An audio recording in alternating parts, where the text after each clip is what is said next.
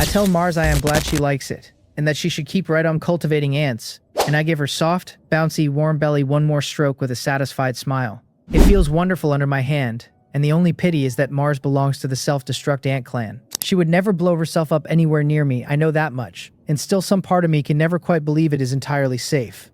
If it were, curling up against a belly like that to sleep would be about the most comfortable thing in the world. I leave Mars's room and head over to the hover ant queen, who is busy cultivating ants of her own. Ever since the hovering ant clan reached gold rank, her body has stretched out to a terrifying 20 meters long as a train car, and even my underground space, roomy as it is, cannot hold something that size on any real scale. Fortunately, at gold rank she woke an ability much like the tunneling ants' body shrinkage, letting her freely change her size and pull herself down to 1/10 of her length, so she does not take up too much room after all. On top of that, she gained 2 more gold rank abilities, one called Elastic Thick Skin that hardens her defense, and one called Jet Flight that raises her flying speed, both of them thoroughly practical. She senses me the moment I step in, flips lazily over in midair, and greets me in a drawn-out languid croon, calling me her master. Watching her drift around so leisurely, I cannot help a knowing smile. My ants really have grown the most varied personalities, each one its own creature. And honestly, I much prefer them lively and human like this, full of moods and quirks,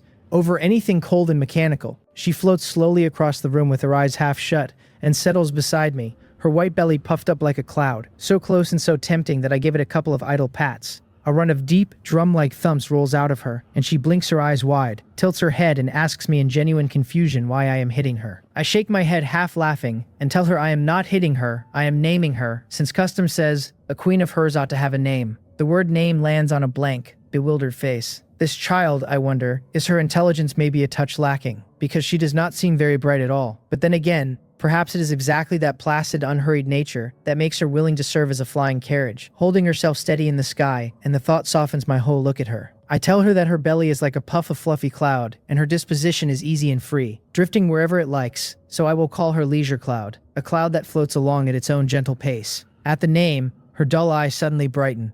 She spins a full circle in the air, plainly in a fine mood, and marvels aloud that now she has a name of her own. I tell her I am glad she likes it, and remind her to cultivate plenty of hovering ants and not oversleep and forget. She hums back that Leisure Cloud will remember, and thanks her master in that hazy, half-dreaming voice of hers, which leaves me a little uneasy. I linger, watching her a while longer, then turn and go, telling myself she should be reliable enough. Should be. Back in my office, I sit quietly at my desk, twirling a pen, turning over the next arrangements in my head. The further along this all goes, the more vassals every regional lord will collect, and the more likely their glory rank climbs, which stretches out their black mist immunity time. Even if most lords cannot gather intelligence at the pace I can, all it takes is a little scouting of their surroundings for them to notice that the ownerless shelters have already been swept clean by me, and then they will grow wary. So whatever I do, I have to do it fast. The trouble is that after scouting the areas belonging to Will and the other 3, today's black mist immunity time is already spent. To move again, I would have to wait past midnight, and one single day's immunity is not entirely safe either, which means waiting until midnight tomorrow night. I frown, a prickle of urgency crawling up in me. Back on Blue Star, I was nothing more than an ordinary college student, no seasoned general, and this is the first time I have personally commanded a battle on this scale. Even with strong forces in hand, and 09 and the others backing me to the hilt, I still feel a knot of uncertainty. Then it occurs to me that I have overlooked something, and my eyes light up. After scouting Will's areas and the rest, my glory rank rose to level 5, so my daily black mist immunity has already reached 4 hours. Today I only spent the level 4 allowance of 3 hours, which means I still have 1 hour of immunity left for the day. And with the reinforced magic mirror stacked on top, that becomes an hour and a half. If I launch tonight at 10:30 and let that spill over into tomorrow's allotment, I will have a full 7.5 hours of black mist immunity, which is more than sufficient. In my original plan, 6 hours was already almost enough, since every suspected lord shelter in the whole area is already marked, and I can strike each one precisely, so the extra time is simply another layer of insurance. I clench my fist, excited now, and fire off word to Will and the rest that the plan has changed, that we move at 10:30 tonight, and to get ready. Across the area, inside a shelter shaped like a Western-style tower, a teacup shatters against the floor, and a furious voice roars over the pieces. Heo Sing-yeol snarls that a full 200 people were dispatched for 2 whole days and did not turn up a single ownerless manual. The resources they dragged back, he rages, are a heap of junk not even worth their food, the intelligence a meager trickle, and not one high-ranked shelter was found, never mind mine. Below the ornate throne where he sits like an enraged lion, his people bow their heads and keep silent as cicadas in winter. weeping without tears on the inside. With only 2 hours of black mist immunity a day, they could hardly range far, and the shelters they did reach had already been picked clean, so how was any of that their fault? If anyone is to blame, they think, it is the master who sent them out too late and let others get there first. But not one of them dares open his mouth to say so, terrified of catching the man's temper in the crossfire. Heo Sing-yeol drops back into his seat, his face cooling from ferocity into something as flat and hard as an iceberg. He draws a long breath and sweeps a knife-edged glare over the silent lambs kneeling beneath the platform. Coldly, he tells them that the arena closes at 10, and that afterward, every last one of them is to go out and hunt down the coordinates of Lord Shelters for him. Not just them, he adds, but the more than 800 experimental subjects as well, and none of them need bother with resources anymore, only with finding Lord Shelters at an energy level above level 3. And if they cannot find them, he says, they will become subjects too. At the word subjects, the vassals shudder as one and cry out in unison that they hear him, young Master Heo, then scramble out of the hall the instant he dismisses them, as though pardoned from execution. Only Heo Sing-yeol stays behind, alone in his seat. Anger aside, he is no fool, and he turns it over quietly. Who exactly swept the whole region's resources so early, he wonders. Not me, surely, since I am only an archer and an archer's reach does not run that long. Could it be that so-called alliance of rats? He sneers to himself that a swarm of rats are rats no matter how many gather, and that if they have stolen his cake, he will make them cough it back up twice over. While Heo Sing-yeol and I each ready ourselves for battle, the other lords in the area are not idle either. Every one of them wants a head start before the eternal night ends, and every one of them has ended up back at the same starting line. Unlike the two of us, though, the rest are not preparing alone. Under the coaxing of a few ambitious souls, they have knotted themselves into a lord's alliance, 75 lords in all. And while any one of them might amount to little, gathered together they are a genuinely dangerous force. The one who started the Lord's Alliance is Mei Mu-chung, and she has used an item called a group chat creator to pull all 75 lords into a single conjured group chat, where they are holding a secret meeting. A chat spun up by the group chat creator allows direct voice calls, far handier than typing, and Mei Mu-chung is the first to speak, thanking everyone for their trust in that charming voice of hers, and welcoming them to the Lord's Alliance. A lord named Li Pio cuts her off rudely, snapping that she can spare them the pleasantries and get straight to the point, that he is busy. Another lord chimes in that she had better not play games or lure them along with so-called secrets and plans, because if she cannot deliver, they will walk out any time. Mei Mu-chung does not lose her temper at the doubt. She stays perfectly composed and answers sweetly, telling Brother Biao not to be cross and promising that since everyone is anxious, she will be direct. She explains that every lord they could reach in the area is already in the group, and the rest are either stubborn fools or people to whom something unfortunate has happened. Even Son Weipeng, she says, who once ranked third, has now gone missing, which is truly a shame. At that, a chill settles over the group, and hushed, uneasy words pass among them, because many of them face Son Weipeng in the area arena, and know how strong he was. And if even he could vanish so silently, without a trace, then what hope have they? Seeing them start to fret over their own necks, Mei Mu-chung covers her mouth and laughs softly, then goes on. She says plainly that the only true powerhouses in the area, beyond any argument, are Jang Hyun and Heo Sing-yeol. For ordinary people like them, she goes on, if they do not want to be ground under someone else's heel and turned into vassals, an alliance is the only road left. She insists she has gathered them here not out of self-interest, but purely for everyone's freedom, really, and asks why else a weak little woman like her would trouble herself, working so hard and putting herself out on the line like this. By now her voice has thickened into the edge of a sob, and it stirs a protective ache in anyone who hears it. Li Pio breaks in again, demanding to know why she is crying, and insisting that with so many of them together they hardly need to fear those two. He tells her to hurry up and lay out the plan, though his voice has gone noticeably softer now, none of its earlier bite left.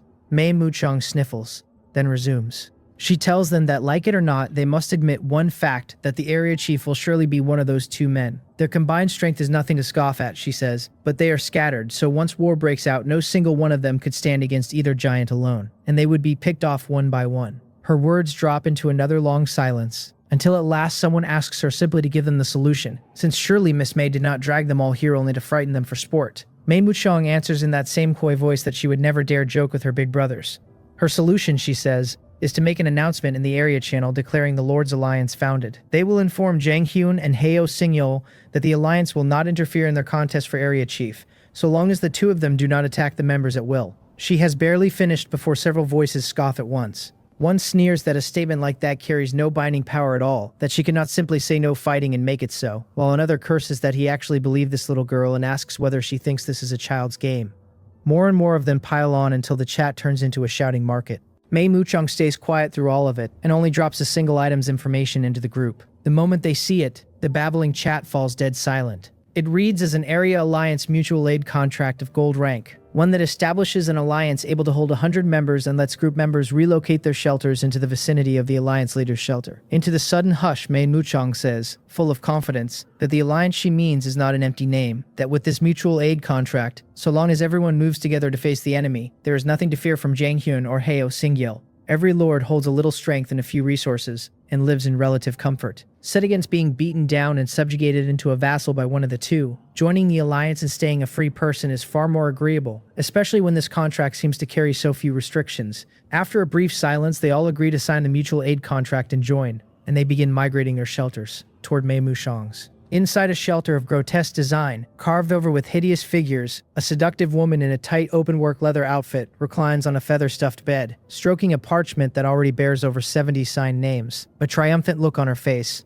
As her fingers trail across it, the strange patterns along the parchment's edges slowly fade, and the item's information quietly changes. Where it once read Area Alliance Mutual Aid Contract, it now reads Devil's Mutual Aid Contract. Time slips along to 10 o'clock at night and everyone has finished the day's arena battles. At an hour that should have been for rest, my area is instead churning with hidden currents. In one corner, hundreds of figures pour out of a 3-story Western-style tower, some of them loping on all fours, some with fleshy wings, and they scatter in every direction, several of them bearing straight toward my shelter. On another side of the area, shelter after shelter has lined up like a military camp, one continuous stretch wrapped in a strange pink aura that breathes out an intoxicating haze. And at the same moment, my own territory welcomes a few familiar guests, as a 40-meter mecha rises up out of the ground with a rolling rumble. These regulars are Will and the others. The instant the rumble hits and the ground shakes, Baekhyun springs backward, his face full of alarm, blurting something about what on earth that was, and asking whether my place sits on an earthquake fault, because he has no wish to be buried alive.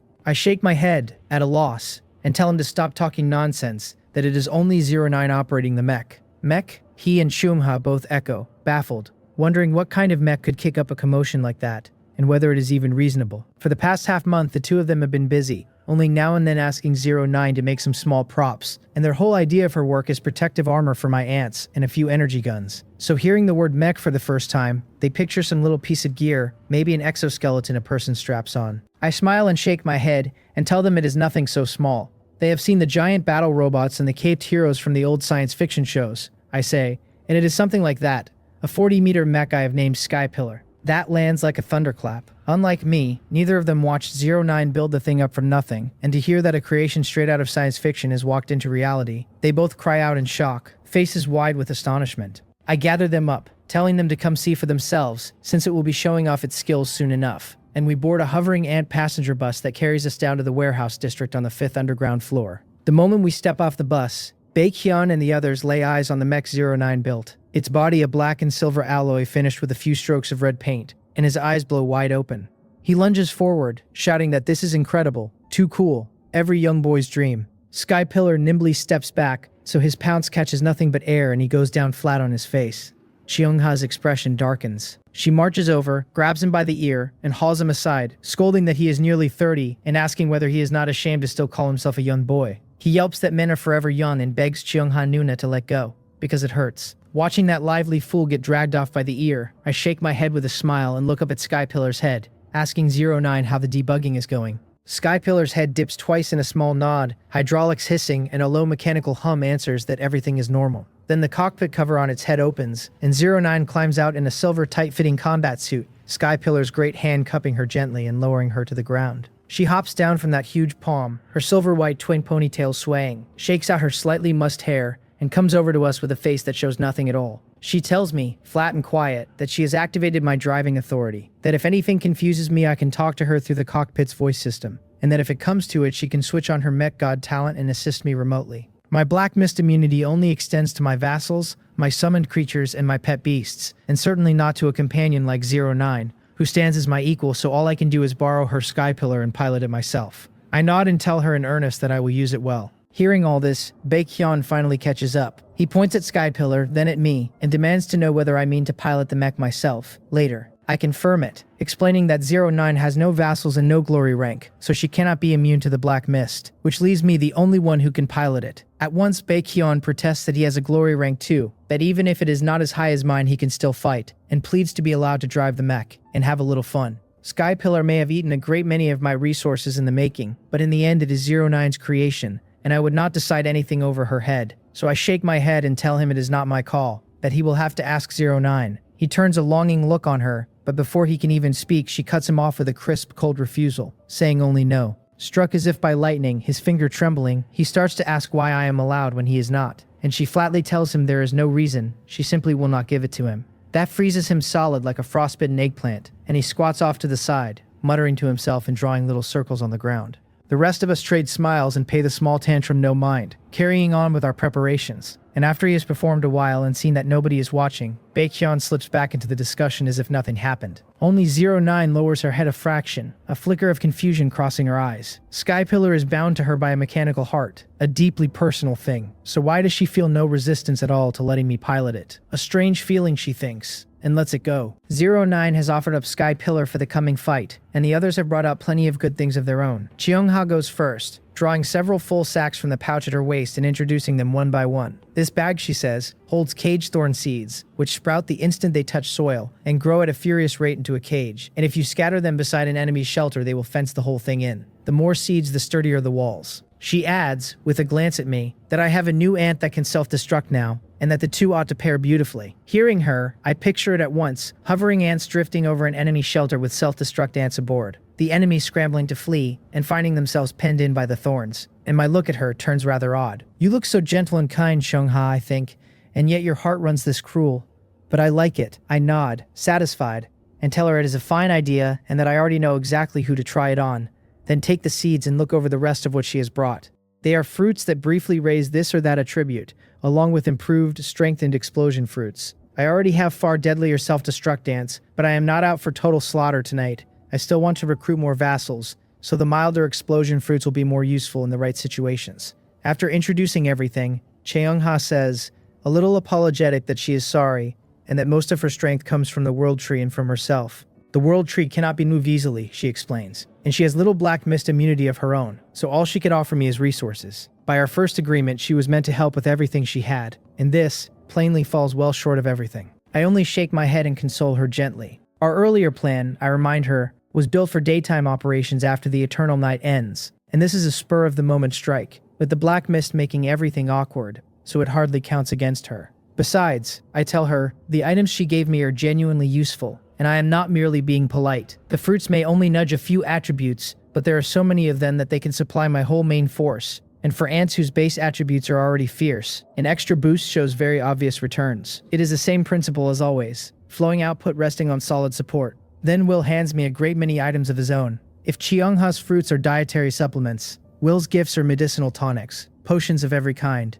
Set against her pure, natural, harmless produce, his potions all carry some measure of side effect, a whiff of cold, ruthless technology about them. But their potency is the real thing, and if a man truly fought for his life and swallowed several at once, the power he could unleash might well double. Like Cheongha, Will is capped by his glory rank and cannot go out to battle, only support. Neither of them has taken on many vassals, though for wholly different reasons. Will is a man of few words who rarely surfaces on the area channel, and in the arena he is a savage, bloodthirsty figure who says nothing and simply splits every opponent in half with his axe. So the survivors in his area take him for a cruel villain and secretly nickname him the Bloody Butcher, and not a soul dares apply to be his vassal. Cheongha, by contrast, is top-notch in image, strength, and management alike, and simply prefers the quiet, taking in only a few girls to help tend her flowers and plants, and no one else. I accept Will's potions and look at the two of them with a touch of regret, and I advise them both. The Dark World has been signaling from every angle that we should recruit vassals and develop our territories. I say, so even if they dislike it, they would do well to take some people in and raise their glory rank. Finding suitable subordinates to manage really does not take much effort. They exchange a glance and nod seriously, and seeing them agree, I smile and tell them to simply take over their own areas, and then accept the survivors already living there. With their gifts received, only the big spender Baekhyun is left, and the moment my eyes swing to him, he tosses a ring over. A ring, I think, my eyes lighting up as I reach to catch it, remembering that he owns a spatial ring with serious storage. Could this be a spatial ring stuffed full of items, handed straight to me? So generous. That is just like you, Baekhyun. But when I have it in hand and take a closer look, it is no spatial ring at all, but a ring shaped like a serpent devouring its own tail. Its information reads as an Ouroboros ring of gold rank, one where within the same area the binder can teleport to the ring's location, and the ring holder can teleport to the binders. with Baekhyun listed as the current binder, a ring for mutual teleportation inside the area. Then, an Ouroboros is a fitting name for it. I raise an eyebrow, and Baekhyun explains with a grin. His glory rank is only level 3, he says, but he can move freely in the black mist for 2 hours and can fully back me up in a fight, though he thinks he suits the role of insurance better than direct intervention. Insurance, I murmur, a little puzzled. He clarifies that he will wait in the underground city of my shelter, so that if I hit a life-threatening crisis, I can use the Ouroboros ring to teleport to his side and dodge the blow. Or if I run into a nasty opponent, he says, I can use it to summon him to me to lend a hand. He scratches his head and gives a bashful put-on little smile, insisting that he is actually quite good in a fight. And he is not joking either. This is the man who solo killed gold-ranked mutated beasts back when they first appeared, so I do not take it as a boast. I rub the Ouroboros ring with my thumb, look up, and tell him that is good, that my current strength should already be enough, but a bit of insurance will set me more at ease. The truth is, I already have my own means of survival. After I broke into the first tier, my species contract evolved into a platinum rank skill and unlocked a new ability called damage transfer. And though I have never once used it, it lends me no small confidence. Still, whoever complained about having one more way to save his own life? I slide the Ouroboros ring on, smile around at all of them, and thank them for their help, telling them to simply wait for good news in the underground city. I parcel out the items the 4 have given me to each ant queen to be handed on to the ants of their colonies. Then I board Skypillar and, under Baekhyun's envious gaze, ride it to the mech launch silo, where I wait in silence for 10:30 to come. In a bone-structured shelter with a savage face, somewhere in the area, a pool steadily breathes out pink mist, and beside it, on a stone platform, lies a parchment drinking that mist in. 75 names are written across it, and as it drinks, a third of them have already been stained by the pink, dyed a vivid living red. The seductive woman in leather sways over, glances down, and laughs softly behind her hand. Already a third, she murmurs to herself, and in 6 more hours she, Mei Muchong, will be the single strongest force in the entire area. Jang Hyun, Heo Singyel, she croons. Neither of you ever dreamed of this, and she says she is truly looking forward to the look in their eyes when she captures them, certain it will be delicious. In the Western-style 3-story tower, Heo Singyol sits high in his seat, brows knotted, his right hand propping his chin in thought. A lord's alliance, he scoffs inwardly, laughable, since no matter how many useless people they pile together, useless is still useless, and as long as he has the coordinates, he can plunge them into purgatory from 1,000 miles off. But why, he wonders, has that useless Li Pio still not sent the coordinates, when by rights there has been more than enough time? Could the man have some other design? Li Pio looks rough but is actually careful, and he knows how strong Heo Singyel is, so he would not be so foolish. Heo Singyel shakes his head, baffled, and gazes off into the distance again. He wonders whether these useless people will manage to sniff out my coordinates tonight, since I am the biggest enemy standing between him and the seat of area chief. This is already the 3rd night, he thinks, and the first 2 ruled out 2 directions, and with all his vassals dispatched, even his experimental subjects, a little luck should finally turn up my territory. He wants very badly to set off a grand fireworks display, and he sighs with a wild, hungry anticipation glittering in his eyes. Just as the hour nears 10:30, a figure with fleshy wings, barely recognizable as human, streaks toward the southeast, and gradually a level 4 shelter shaped like a small 2-story building swims into its view. The winged figure's vertical pupils narrow, and it thrusts an energy detector forward, and jabs the red button. The needle jumps to life and swings the whole way across, from the far left clear to the far right, and then bursts apart. The winged figure cocks its head in confusion, mumbling in disbelief. Energy, level 5, Jang Hyun. The winged figure cannot be sure whether the shelter before it is where I am. But before setting out, every one of these experimental subjects took the same order from Heo Singyol, that any detected energy above level 3 marks a suspected Janghyun shelter, and must be reported back as fast as possible.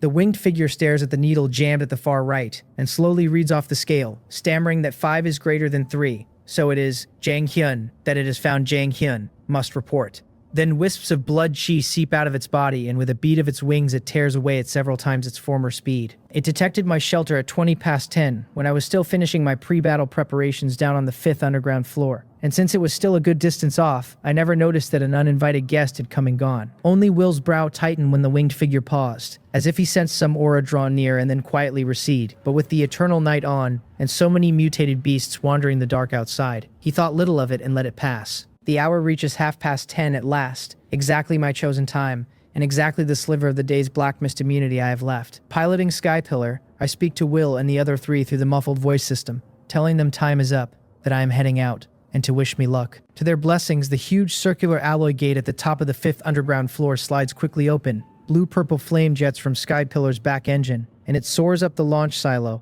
past the 4th underground floor, the 3rd, and on out to the surface. Behind and below me, the last circular gate seals shut, and thanks to its design, the black mist outside does not seep into the shelter. Out in the open, I sit in Skypillar's cockpit, study the light screen, and nod, satisfied. All the map data my sentry ants gathered has been fed into Skypillar's map system, so there is no fear of getting lost, and I have to admit high technology is a fine convenience. Now, which friend to call on first? I settle on starting with the shelters my sentry ants flagged as high in energy, the ones suspected of belonging to lords, since the only real threats are those few, and the rest can wait. Still, I do not simply follow the energy readings in order, but weigh distance against energy together and start with the nearest suspected lord shelter, while smaller shelters get taken down by little ant combat teams, so that great targets and small are all scooped up at once. It is the steadiest strategy, balancing speed against stealth, because if my army marched past every minor shelter, the noise alone might rouse the enemy. My gaze falls on the several giant dots nearest my own shelter, and since speed is everything,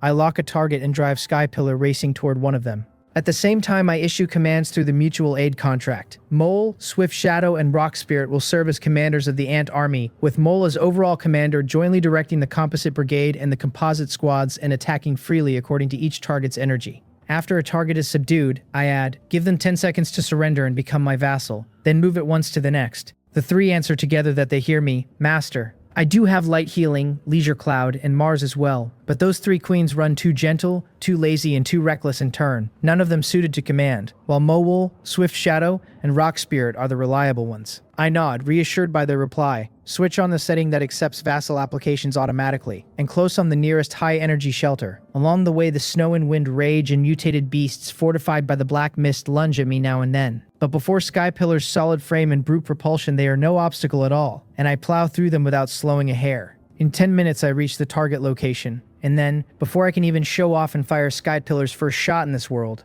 I freeze. 500 meters ahead, where a level 3 shelter ought to stand, there is nothing.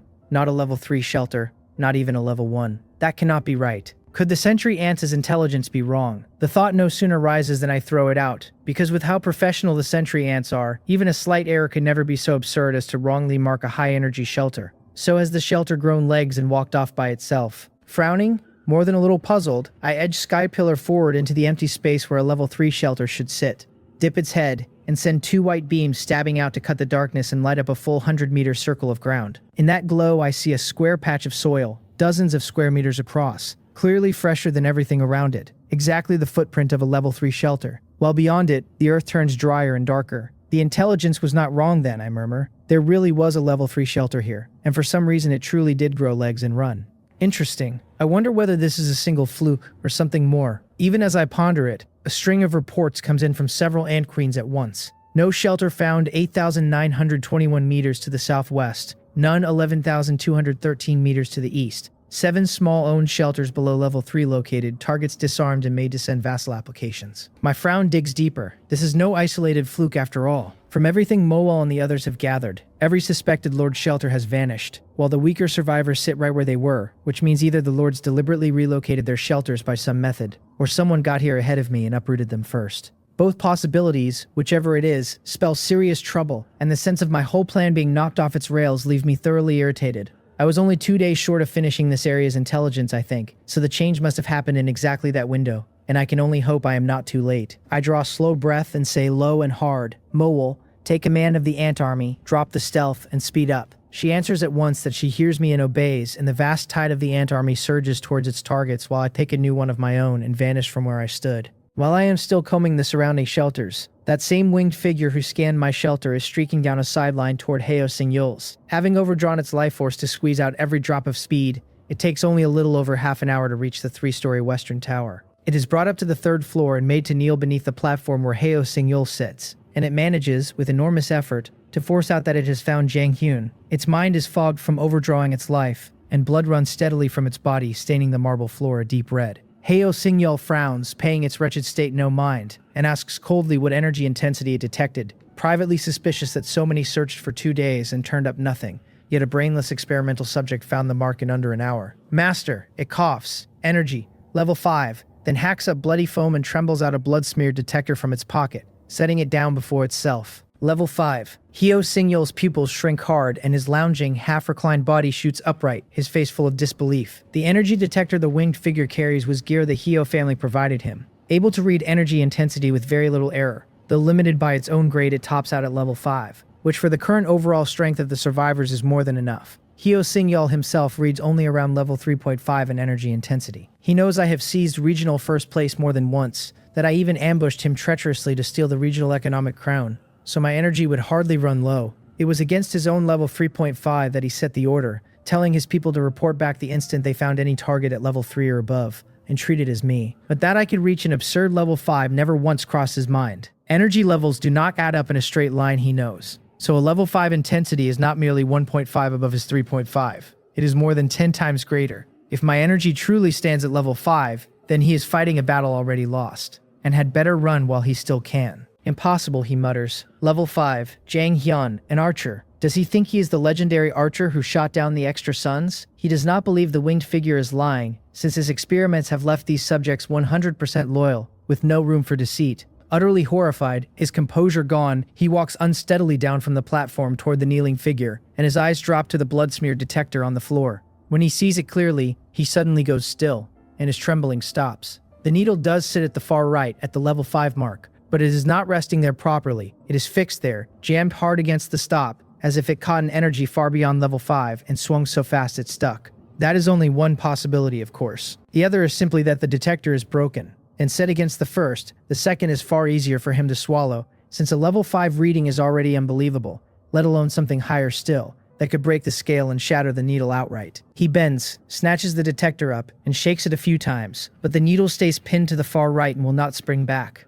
Damn it, he curses. It is broken, and it scared him half to death. He hurls the detector to the ground so its parts scatter everywhere, then raises his right foot and stamps and kicks savagely at the dying winged figure kneeling before him. This useless trash he spits, dared frighten him with a broken detector, dared falsely report military intelligence to him. Kick after kick, the winged figure, already barely breathing, grows fainter under his heel, until it makes no sound at all, and it simply lies there with its mouth open, its confused, empty eyes staring at the scattered detector parts. Even in death it could not understand why. Having brought back the correct information, its master punished it all the same. Take it away, Hyo Singyul orders once he has vented, shaking the blood from his shoes and straightening his clothes, telling his attendants to haul the body off and scrub the floor. He walks back toward the platform, muttering that regardless, this is the first suspected coordinate for me, so he will treat it as a preliminary target and take it seriously if nothing better turns up.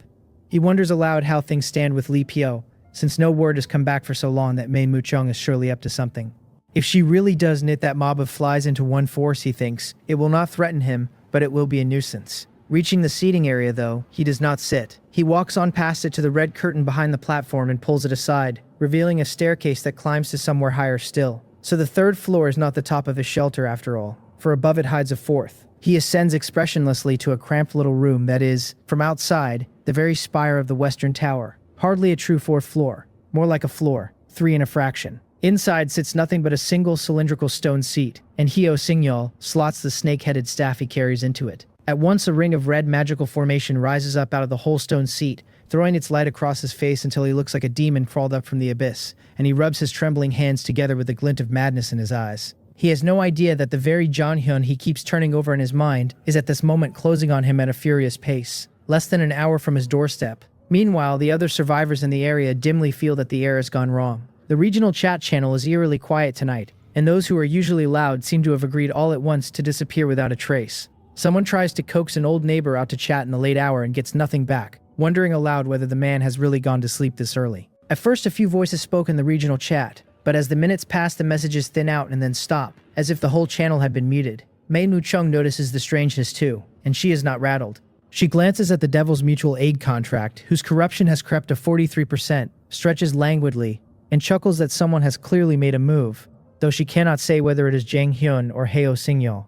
She muses whether they are baffled to find most of the shelters standing empty. She is not worried about being uncovered before the corruption finishes, because she has already corrupted 43% of the lords, 30 people. Though every one of them sits low in the rankings, they still count among the top 100 elites of the whole region. And together with the vassals each of them keeps, they add up to a fearsome force. Even if Jang Hyun or Hyo Singyal found her right now, she thinks, she would not be the least bit afraid, and she truly believes it. Of course, if she had any idea of the real strength of those two men, she would not think that way at all. Her confidence rests entirely on knowing nothing of true power. More than half an hour has gone by, and I have kept up my momentum, vassal applications rolling in one after another as I advance. All of them people Mole and her team called on door to door. What warms me a little is that these survivors did not disappoint that team's midnight visits, and every one of them chose without hesitation to join my forces. Driving a weapon as powerful as Sky Pillar, I would hardly waste a cannon swatting flies, so I bypass the non-lord shelters entirely and steer for the high energy points marked on the map. To my frustration though, most of those high energy points are not just empty of people but empty of shelters altogether,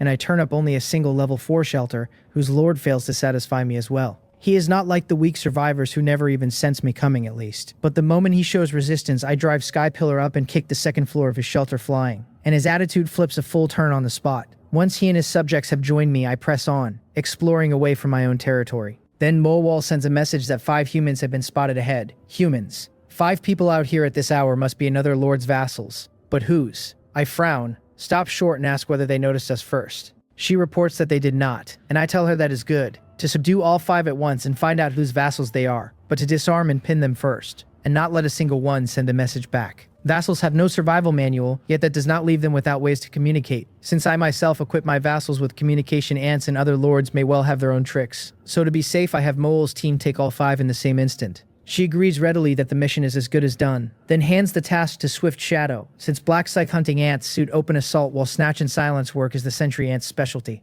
Swift Shadow wastes no time, assigning 15 sentry ants to the 5 targets, 3 to each, and they slip into camouflage until they all but melt into the ground, then close on the humans with light, soundless steps. Out on the dark, ice-locked wasteland, 5 dispirited, ragged survivors stagger along, their eyes emptied of any life. A tender-faced young man speaks up, telling an older man he calls Uncle Jang that in another 10 minutes or so it will have been nearly an hour. Since they can only stay out in the dark for 2 hours, he says, they will have to turn back once they hit the 1-hour mark. The weathered middle-aged man he calls Uncle Jang hesitates and answers that they still have not found any useful intelligence, and that going back could well see young Master Hio turn them into those things that are neither human nor ghost, which is worse than death. The others shiver at the words, and the tender-faced young man, paler now, says in a trembling voice that then they had better keep looking. He has scarcely finished when several dark shapes flash before his eyes. A sharp pain stabs through his limbs, and he crumples to the ground, the energy detector tumbling from his hand. Mutated beasts, he thinks in alarm, and then he sees the things that struck him. 3 palm-sized ants with head carapaces like dark green military helmets. He gasps at Uncle Jang to be careful, but before the words are out, his companions collapse around him just as he did, each ringed by strange ants, and despair floods him. Weak as they are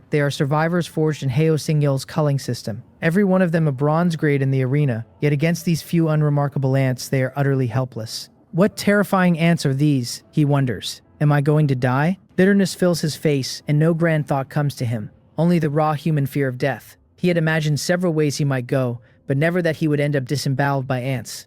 Well, he thinks with a bleak little smile, it beats being turned into experimental material by Heo Singyol, and he closes his eyes and gives himself up to it entirely. To his surprise though, after more than 10 seconds he can still think, and it seems he is still alive. He bravely opens his eyes and finds that the ants have made no further move. They have only laid their dagger-like forelegs against the throats of him and his companions, for all the world like robbers holding hostages, and the sight leaves him stunned. Ants are only insects, so how could they carry such intelligence and mimic such human actions? Before he can chew on that, something even more staggering happens. A larger ant of the same shape strides out and asks, in plain human speech, whose vassals they are. Ants that can speak human words. The 5 cannot trust their own ears, half convinced they have already died and everything now is illusion. Seeing them dumbstruck and silent, Swift Shadow flicks her antennae and says, cold and impatient, that they will answer her, or die. It is the quick-witted, tender-faced young man who answers first, blurting that their lord is young Master Heo, then adding, when pressed, that it means Heo Singyol. A lord holds absolute control over his vassals, but only in 2 respects. That a vassal cannot attack his lord and must obey a direct command without the slightest hesitation, while there is little restraint on what a vassal thinks or says. So facing certain death, and long sick of Heo Singyol besides, the young man sells him out without hitting any wall at all. It is Heo Singyol, Swift Shadow relays to me, delighted. I have not strayed far while working alongside the ant army, and on Swift Shadow's word I rush over, Sky Pillar's mighty propulsion putting me at her side in only 3 minutes. The 5, seeing the sentry ants have not hurt them, are no longer as frightened as before, and though pinned flat against the cold ground they let their eyes rove about. But in the next breath another thing beyond their understanding drops into view. A towering mech flying in from afar. Talking ants were already outrageous, and now a giant mech, and they gape at it, unable to make a sound. Swift shadow, I say, release them, and she answers that she hears me. A booming voice rolls out of the mech's head. The sentry ants let the 5 go, and yet all their gear and belongings are confiscated. Freed or not, they lie stiff on the ground, not daring to twitch. Get up, I tell them, and answer one question for me. They struggle upright, but instead of standing, they drop to their knees and bow, begging me to ask. Watching them fold so smoothly into a kowtow, I frown inside Skypillar's cockpit, wondering just how Hyo treated his vassals to strip them this bare of human dignity. I sneer at his methods, this feudal landlord style of rule that looks imposing and in truth squanders enormous productivity, because a lord's standing should grow from the genuine love of his subjects, not from crushing them under fear. Get up, I say low. Do not kneel. They look up in confusion, staring at Skypillar, so cautious after their long grinding down under Hyo that they still do not rise. Frowning, I raise my voice, telling them that Hyo used brutal methods and a lord's rules to force them to their knees, but that I am telling them to stand. When I have beaten Hyo, I say, they will all be my people, Jangyun's people, and my people live with dignity. Startled by the rebuke, they climb to their feet at last, expressions tangled and stirred, stammering their yes sir over and over. I nod and ask them the location of Hyo shelter. The 5 trade glances, and the tender-faced young man bravely offers that it lies to the northwest, some 20 to 30 kilometers off. I raise an eyebrow and check the map on the light screen, but across the whole northwest, out to 50 kilometers, there is no dot that reads like a lord's energy signature. Given Hyo strength, his signature should be anything but low, and 50 kilometers swallows their 20 to 30 range whole, so there ought to be no mistake. I ask whether he is certain of the direction, and he swears he would never dare lie to me. I nod and ask when they set out, then reckon that people reinforced as heavily as these, their bodies far past ordinary,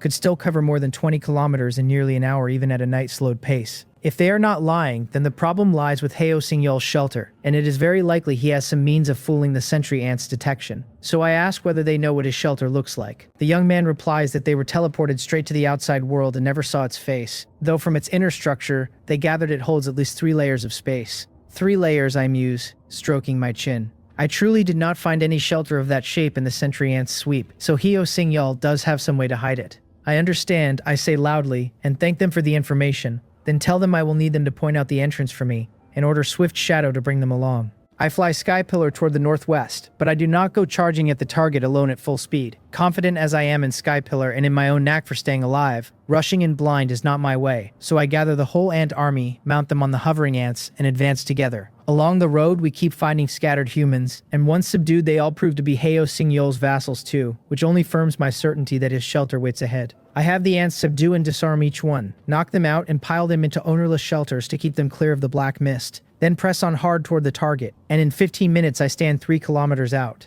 There I halt the ant army and sweep ahead with Skypillar's radar, and still find nothing that could be Hyo's shelter. Frowning, I turn to the 5 and ask why.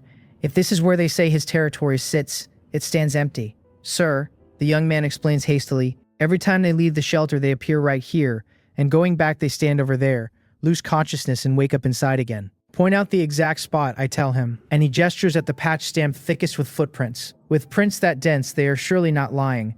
Swift Shadow, I say, send some sentry ants to comb the open ground ahead, a carpet search. Hundreds of them pour over the footprint-covered area, but they touch no presence at all. Not even any hidden invisible thing. Not on the ground then. It cannot be in another dimension, but besides the ground there are other places to hide. Underground. Or the sky. I lean toward the sky more than underground, tilt Skypillar's head up over the open ground, and let the radar sweep, and there, at 200 meters up, I finally catch a bizarre ripple in the air. Found you, I sneer, and point at the shimmer overhead. Mowal, I order. Ready the compressed energy cannons and fire on the target. All this while 09 was not only debugging Skypillar, she also set up a production line for compressed energy guns on the 5th underground floor. Lured by generous pay, the line workers were quickly hired and run at full tilt, turning out 100 compressed energy guns a day, so that after 12 days of operation, the line has made 1,200 in all. The technology behind the guns is not especially complex, and there is every capability to open several more lines, but only one runs, purely because raw materials are short and such output would be pointless anyway. The compressed energy cannon is a different matter, for 09 cannot set up a line for it at all, only forge each one herself, and limited by her own time, she has given me 12 cannons, at a ratio of 1 to 100,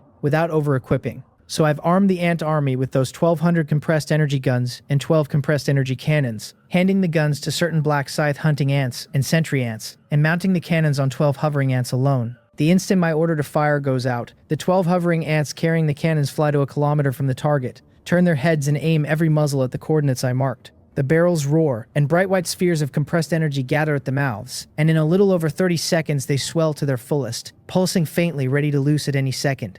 I drop Sky Pillar to hover below the hovering ants, raise my right hand and swing it down hard, calling fire. The barrels roar as 1 and 12 blinding spheres the size of basketballs streak out at lightning speed. So fast, the tender-faced young man and his 4 companions breathe, catching only a flash before the spheres slam into the target a kilometer off. By any common sense, that stretch of dark, empty sky should have let them fly straight through. Yet instead they strike something like a wall, and a run of thunderous, muffled explosions rolls out. The 5 clutch their aching ears and stare, dumbstruck at the fire blooming in the sky, one of them stammering that Hyo-Sing-yeol's shelter is actually up in the air. Even they never knew its true place, and never dreamed I would uncover it in an instant. I watched the fire above calmly, in no hurry to close in, because every sign says Hyo-Sing-yeol keeps a good many tricks up his sleeve. So I hold my position and send a squad of flying sentry ants to reload those 12 cannon-bearing hovering ants with silver-rank beast cores. A compressed energy cannon's barrel can support 3 shots in a row, after which it must cool or risk bursting. And for tonight's work I laid in plenty of ammunition, and I have no intention of rushing his shelter before those 3 shots are spent. Just as the beast cores are half reloaded, the struck patch of sky warps, and a pockmarked, smoking 3-story western tower fades into view. 200 meters up, an enraged voice pours out of it at once, howling to know who is ambushing him, cursing that they actually destroyed the invisibility inscription on his wizard tower. So this is Hyo-Sing-yeol. What an appalling temper. While he rants, the sentry ants do not pause their reloading, and by now the cannons are recharged and brimming with energy. I shake my head and wave my hand again, and the same 12 spheres arrive in a heartbeat, every one striking the now visible tower, the roar of them drowning out his curses. Battered by the barrage, the 3-story tower sways drunkenly and then simply drops out of the sky. The attack worked, and yet I feel no joy, only a frown pulling at me and a heaviness settling in my gaze. I know the power of the compressed energy cannon intimately, each shot carrying gold-rank force, enough that even a wall of bronze and iron would be reduced to scrap in a single hit. But Hyo-Sing-yeol's western tower, so ordinary on the surface, looking as if it were thrown together from brick and tile and timber,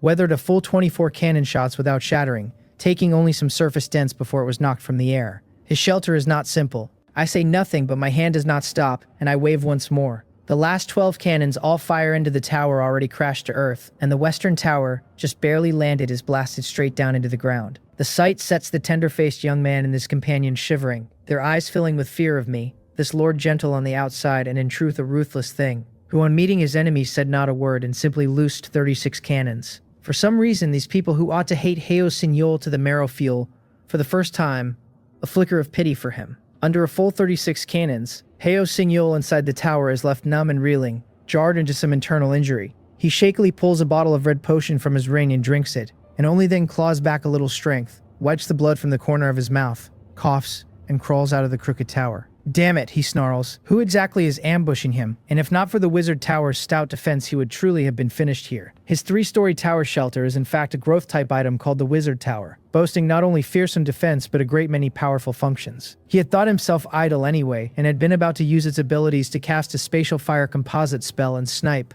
from an enormous distance, the coordinates the winged figure just handed him as a suspected Janghyun shelter. Instead of bombarding anyone, he got bombarded first, and he is furious and bewildered at once, genuinely unable to work out who commands such firepower, and picked this moment to come make trouble. Whoever dares provoke him, he growls he will see just what illustrious personage he is. He climbs up, face grim, tidies his dust-caked luxurious robes, draws an ebony staff from his ring, and gives it a gentle wave, and the next second he vanishes from his spot, teleporting out of the wizard tower now smashed underground. "You," he starts to say the instant he arrives outside, and then the word dies in his throat. His eyes stretch wide, fixed on the sky ahead in a shock he cannot name. A 40-meter alloy mecha hangs there, and behind it hundreds of airships fill the whole heavens, every one of them sailing toward him. Did I come to the wrong set? Hyo-Sing-yeol wonders aloud. Is this a joke? A lineup fit for some grand space war epic? And it has all turned out for him? I must be dreaming, definitely. He rubs his eyes hard and opens them again. But the mechs and airships have not popped like bubbles. They have only drawn closer, hovering now about 500 meters above him,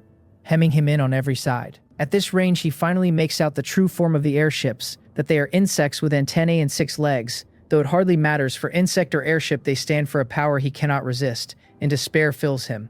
He nearly teleports back into the wizard tower, takes one step back and then stops. Where would he even run? It would only be burying his head in the sand like an ostrich, ducking the truth, and besides, the wizard tower has lost most of its capability under the cannon fire, and cannot carry him off unless it is repaired. Loath as he is to admit it, the truth will not bend to his wishes. He has lost, and lost completely. For I used only 36 cannonballs to shatter his dream of being area chief. Still, Heo Singyol does not yet know it is me, since mechs and insect airships are nothing like the archer he pictured. He sighs and laments that I have won, that he thought Jang Hyun the only opponent in the area, with Mei Mushong half an opponent, and never guessed someone as strong as this lay hidden away. If he is not mistaken, he says, I am the sort with little personal combat power who can still pile up great strength given enough resources. And he asks whether that is right. His tone has softened a great deal in the face of a power so far beyond his own. Then he looks up at Sky Pillar and finds his arrogance again, declaring that he has lost this round and admits defeat, that the seat of area chief can be mine, but that I must not harm him and must preserve his lord status. At that shamelessness, cooped up in Sky Pillar's cockpit,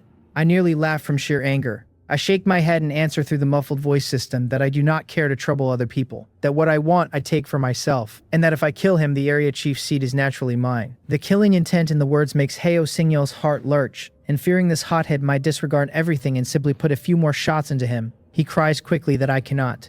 I do not know his identity, he insists, for he is the direct heir of the Heo family, one of the 4 great families of Korea. His Heo family is a great house with the strength to command at least 20 areas, he warns. And if I kill him, the Heo family will never let me go. If we all shared one area, I might spare a thought, for the old cliché of elders hunting a younger man down. But the dark world holds over 800,000 areas, so what use is a Heo family that commands 20? Long before they ever found me, they would likely have been scattered by some unknown power, exactly like Heo Singyol himself. Boring, I say softly, shaking my head. Then I raise the giant mech sniper rifle in Sky Pillar's hand and level it at him below. Its barrel 7 or 8 meters long, its muzzle wider than his whole head. Locked in its sights, Heo Singyol feels his breath snag, as if a huge hand had closed around his heart and might crush it the next instant. And his voice shrinks. Wait, he pleads. Even if I do not fear the Heo family, I still cannot kill him, because however well I hide it, I can never hide my shelter's energy level. He holds the coordinates of many high-energy shelters, he says, and can strike them from afar with his methods, so the moment he dies the inscribed magic array will fire on its own, and unless my shelter is as tough as his, it will be shattered outright. It is the eternal night, he presses, and without a shelter no one, however strong, can hold off the black mist and live to see morning. He admits the coordinates he holds are incomplete, that perhaps my shelter's location slips through the gaps, but he demands whether I dare to gamble. More and more worked up, he throws out his chest and lifts his head like a hero bravely facing death, thrusting it toward me. I frown slightly. The next second, the sniper rifle in Sky Pillar's hand lowers, as though he has talked me around, and Heo Singyol breaks into a victor's smile. What does it matter that the man is strong, he thinks. The soft fear the hard fear the reckless fear the crazy, and the crazy fear the ones who will throw their lives away. He, this young master, dares to stake his life against mine, so as long as I do not dare, he is invincible. Proudly he tells me I may go, and that so long as we do not trouble each other from now on, he will not trigger the spell. Sky Pillar, with me at the controls, only shakes its head a little and stays silent. The next moment a hovering ant sets down, and countless black scythe hunting ants come pouring out of its abdomen and stream toward Heo Singyol. Hey, wait, you! He gets out, and then his few seconds of joy end as the dense tide of black scythe hunting ants swallows him. At first, many spell lights flare up out of the swarm, but little by little everything goes utterly silent. Heo Singyol never imagined this would be the shape of his death. He was the eldest young master of the Heo family, the strongest in the whole area. He meant to seize area chief and one day contend with the great powers of the entire dark world. And he had so many plans, so many escape routes prepared. Yet his greatest reliance was shattered outright by that brute Jang Hyun, and he dies in bitter frustration. But death is simply like that, granting a man no real time to ready himself, and once he chose the thorny road of conquest, he had to be prepared to die at any moment. Heo Singyol, deceased. Naturally, I would never be cowed by Heo Singyol. The only reason I did not fire just now is that the sniper rifle mounted on Sky Pillar is far too powerful, reaching platinum rank. Heo Singyol, a direct descendant of the Heo family with a wizard's inheritance, was certain to be carrying no small pile of treasures. One sniper round would have been deeply satisfying, but it would likely have blasted him into nothing, treasures and all, and that would have been a heavy loss, so plain physical methods were the wiser choice, since at least they cost me nothing. I watch Heo Singyol slowly lose his life, and no word comes of my own shelter being struck, and I decide he was only putting on a brave face, bluffing to the end. But then a red light flashes at the tip of the wizard tower jutting from the ground, and in an instant a vast red magic array unfurls. 10 blood-red flames, breathing out a terrifying energy, vanish from where they stood. Everything happens in a blink, and I have no time to stop it. 10 giant fireballs have already melted into the air. Gone. Their destination anyone's guess. And watching them vanish, an ugly premonition climbs up in me. If flames of that power came down on my own shelter, the consequences would be past imagining. I tell myself that even if Heo Singyal was not bluffing, he does not necessarily know my coordinates. And I have barely finished the small comfort when my manual starts up with a rapid string of alert pings. The only people who can reach me with an alert tone are Will and the other 3, and all 4 of them are inside my shelter right now. The fireballs disappear, and a heartbeat later one of them messages me, and I do not think that is coincidence at all. I snatch up the manual and read. Xion-ha asked me what that violent tremor and rumbling from overhead just now was, adding that they felt the shaking even down on the 4th underground floor. Tremor, rumbling. It has to be the fireballs. Heo Singyal's dying spell cast at the price of his own life. With the force those things carried, if all 10 had struck home, the 2-story building of my level 4 shelter would not have survived a second. It would have been flattened outright, and the ground beneath it very likely punched clean through. And it is the eternal night now, so a wrecked building is trivial, but if the black mist pours down into the underground city, that becomes a very large problem indeed. Heart in my throat, I reach through the mutual aid contract to the dozen or so tunneling ants still holding my territory and tell them to check the damage fast and start emergency repairs. Their answer comes back quickly. The main body of my shelter, the 2-story surface building, now stands engulfed in flame, reduced to a ruin, but by good fortune only those 2 little floors took harm, and the underground space I fret over most is completely untouched. The tunneling ants on watch only need a quick patch to seal the breach and keep the black mist out. Hearing that my territory is safe, I finally let my breath go. So it seems the fireball that came for me was only 1 out of the 10. Otherwise, with the raw fluctuation those things gave off, the damage could never have stayed this small. Heo Singyol said before he died that he had many targets picked out, so of course he would not throw everything at one uncertain spot. He would spread the pain. And I only wish I knew where the other 9 came down. I did not think much of the man while he lived, and I never expected him to hand me such a headache after death. What a troublesome fellow, I think. Good thing I killed him early. I frown out toward my territory and sigh. The shelter has no real crisis, yet the main structure of a genuine Dark World Level 4 shelter has just been blown to dust, and I do not like unknowns. Still, my biggest enemy in the whole area is already dealt with, so the pressure is off, and I could simply go home and rest. The whole run just now cost about 2 hours all told, and even counting the ride back it is only 2.5. That leaves me a full 5 hours of black mist immunity for the day, more than enough to confirm the shelter is sound, and then sweep up the remaining lords in the area at my leisure. So I send word to Mowal, telling her to have her subordinates loot Heo Singyol's items and haul his tower back, and to bring every last one of his vassals along too. Heo Singyol kept over 1,000 vassals, and that is no small resource. Once my ants killed him, ownership of all those vassals passed to me automatically, with none of the tedious business of forcing each one to surrender, so they can simply be carried home. Mole answers at once that she hears me and obeys, and relays the orders down the line. I am about to turn and go when something nags at me, and I have Skypillar hold in midair. I look down toward the spot where Heo Singyol fell. The man himself has already been gnawed to bare bone by the black scythe hunting ants, with no danger of him crawling back to life, so it is not him I am watching. It is the scattered broken limbs and remains of my own ants nearby. When Heo Singyol was ringed by the swarm and fighting like a cornered beast, he loosed spell after powerful spell with everything left in him, and strong as my black scythe hunting ants are, under his desperate strikes more than 100 of them were hurt or killed. I sigh, and I tell Mole to bring the wounded back first, and have Light Healing arrange their treatment, and as for the dead ants, to bury them. There is a pause. Her body trembles a little, and after a moment's hesitation she asks me, low, whether she might see her tribesmen off on their final journey. I am startled, then I nod and tell her to go. With my leave, Mowol draws a small team of black scythe hunting ants out of the mass and moves to the remains of the fallen. Then together they begin to devour them. My pupils tighten, but I do not stop them, and I wait in silence while Mowol and her team finish. 3 minutes later, the remains are wholly gone, taken back into the living. Mowol lifts her head to me up in the air and says, in a deep voice, that her black scythe hunting ant tribe does not fear death. Her fallen have become one with her now, and she will carry them within her and go on fighting for her master. I am quiet a moment, then I nod gently and tell her to rest easy, that I will lead her, and her tribesmen, to fight until the end of life. I gather my ants, sweep the battlefield clean of its spoils, and turn back toward my territory. Meanwhile, the 9 fireballs I keep wondering about have, by some black miracle, all ended up in the very same place.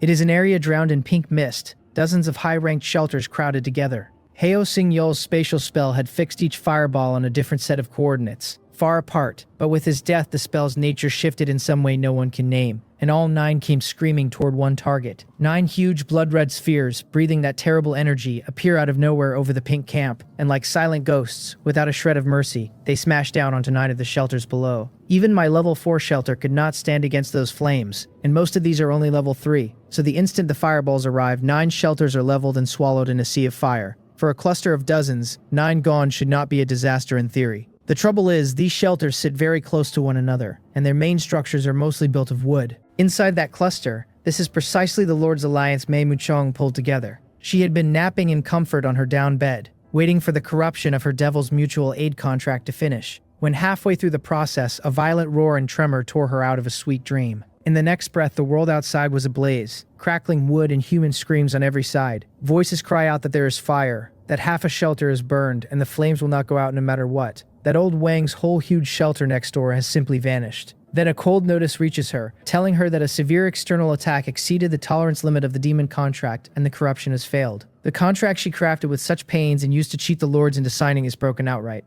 Every lord has his autonomy back, and none of them answer to her anymore. Mei Muchong sits frozen on the bed, utterly at a loss, wholly lost, because moments ago she was dreaming of beating Jang Hyun and becoming area chief, and now the waking world is a nightmare she cannot make sense of. I have no idea myself that Heo Singyol's dying counterstroke has just dealt an almost fatal blow to my last remaining rival, clearing the final obstacle on my road to ruling the whole area. If Heo Singyol knew, wherever he is, that his last dance not only failed to trouble me but handed me a gift, he would probably be furious enough to resurrect on the spot. The thought would delight me if I had it. Fittingly, I do not.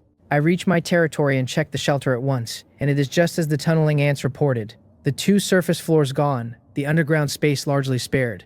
I let my breath out, though the unease lingers. The truth is that ever since I opened the underground space, those 2 surface floors have sat idle a long while, with even the fixtures that came from shelter upgrades, the workbench and the rest, already moved below, so losing them cost me nothing in safety or resources. What actually worries me is that shelter upgrades have always built off the original thatched hut, climbing step by step to a 2-story level 4 building, and now that the main body is gone, I cannot be sure it will not foul up the next upgrade.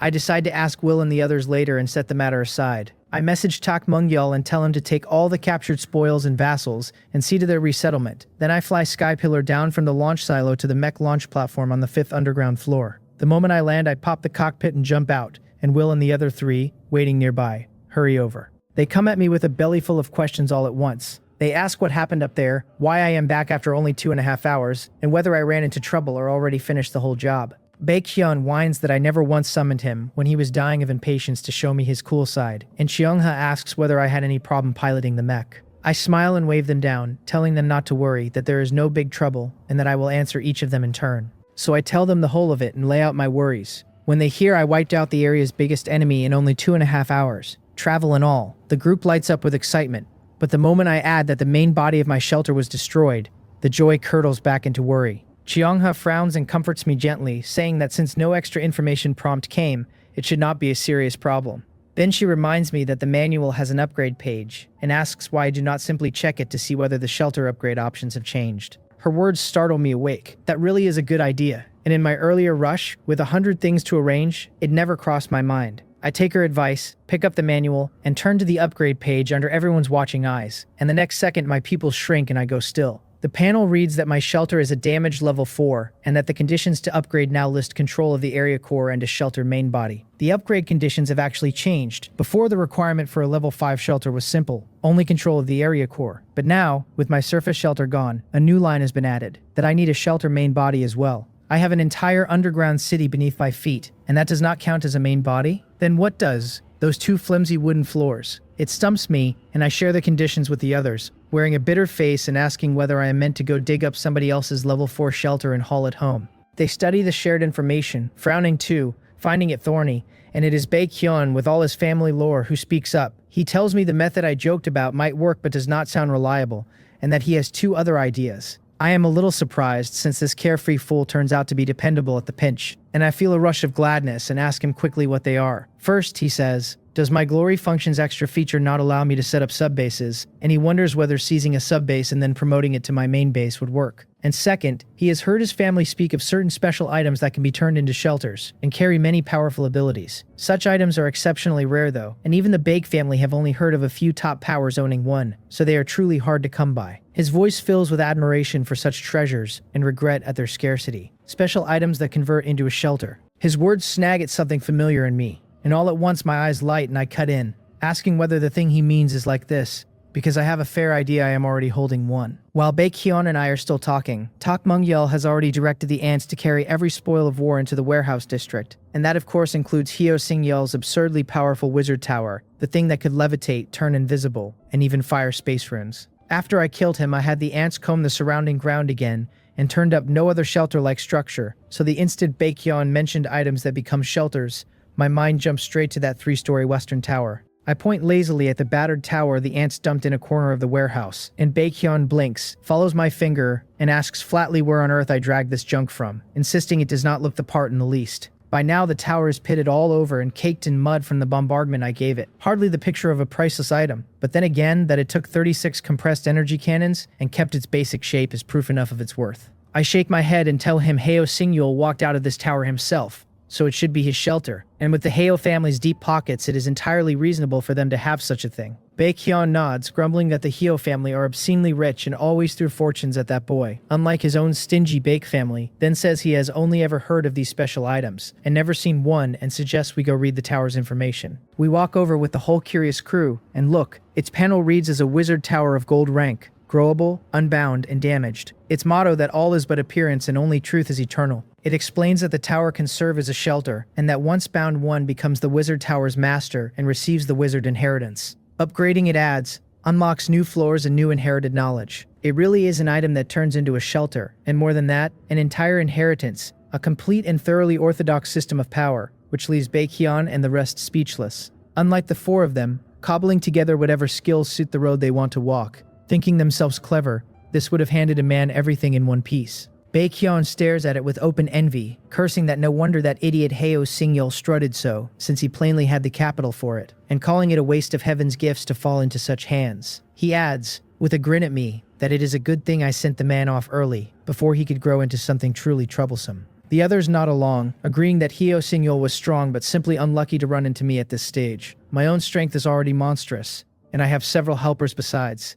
09's mech alone an unbeatable thing. Then Xiongha voices a worry, saying that the tower may be strong but I damaged it, so we do not know whether it still works, and if not, she has no idea how to repair it. I nod and tell her I will try first, and I attempt to bind the tower, but the panel answers that it is damaged and cannot be bound, and that I must repair it before binding, just as she feared, and the tower's information carries no repair method either. Hyo Singyul himself, who took the wizard inheritance, would surely know how to mend it, but the man is dead and gone. Not so much as a speck of dust left, and I can hardly summon his soul back for a chat. I frown, but I do not panic. My right eye flares with golden light as I turn my Eye of Delusion, breaking on the tower, the one skill I have left for this, since the eye can dredge up hidden information, and if even it fails, I will have to find another road. It does not disappoint me. Under the golden glow, fresh lines surface on the tower, telling me it currently stands at 3 floors, with its unlocked abilities being the levitation inscription, the invisibility inscription, and the space rune, and that its damage level sits at 53%, and that repair requires magic metal. So the eye lays bare not just its powers but the very thing I care about most, the damage level and the repair condition. And though I have never laid eyes on magic metal, I have several well-informed teammates, so I am not much worried. Getting exactly the answer I wanted, I feel a surge of good cheer, and on its heels a whole new line of business. If the Eye of Delusion breaking can see through even top-shelf items like this tower, then all across the dark world there must be no shortage of high-grade treasures cracked in battle.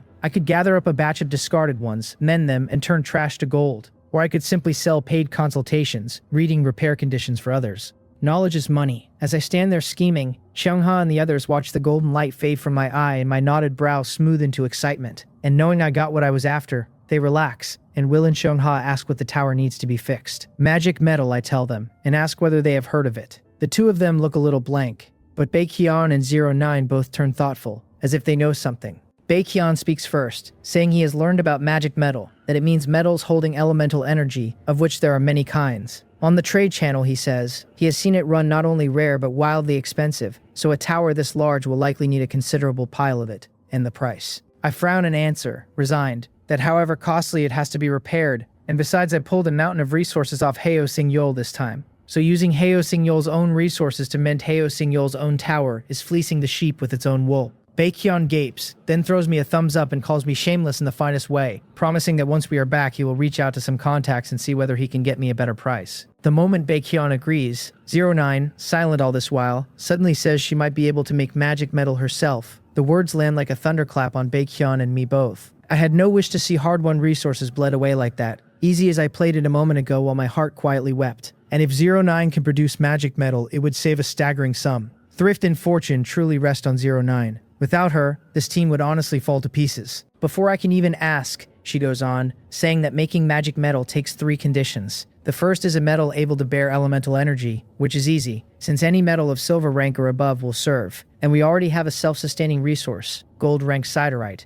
so there is no need to buy anything else. The second is a device to compress energy, pressing elemental energy into the metal, and the principle is the same as the compressed energy gun, so she only needs to build a tool suited to forcing elemental energy into metal, which is little trouble. Hearing 2 conditions already met, I have not even spoken when Baekhyun breaks in, unable to hold back. He blurts to ask what the third is, and crows that 09 is a genius, that he knows how outrageous the price of magic metal is. If she can mass produce it, he says paired with his sales channels, it will print money faster than war. No wonder they say technology is the first productive force. 09 shakes her head gently and tells him to save the talk of selling until my wizard tower is fixed, and not to celebrate too early because the third condition she cannot meet, and that part falls to me. Under everyone's tense, curious stares, she explains that making magic metal, put simply, means transferring elemental energy into metal and storing it there. The first 2 conditions handle the transfer and the storage, she says, while the last demands a specific energy source, a channel to draw elemental energy from. She has 2 roads for it, she says, one being to find a natural zone that already holds elemental energy by hand. Zone, by hand.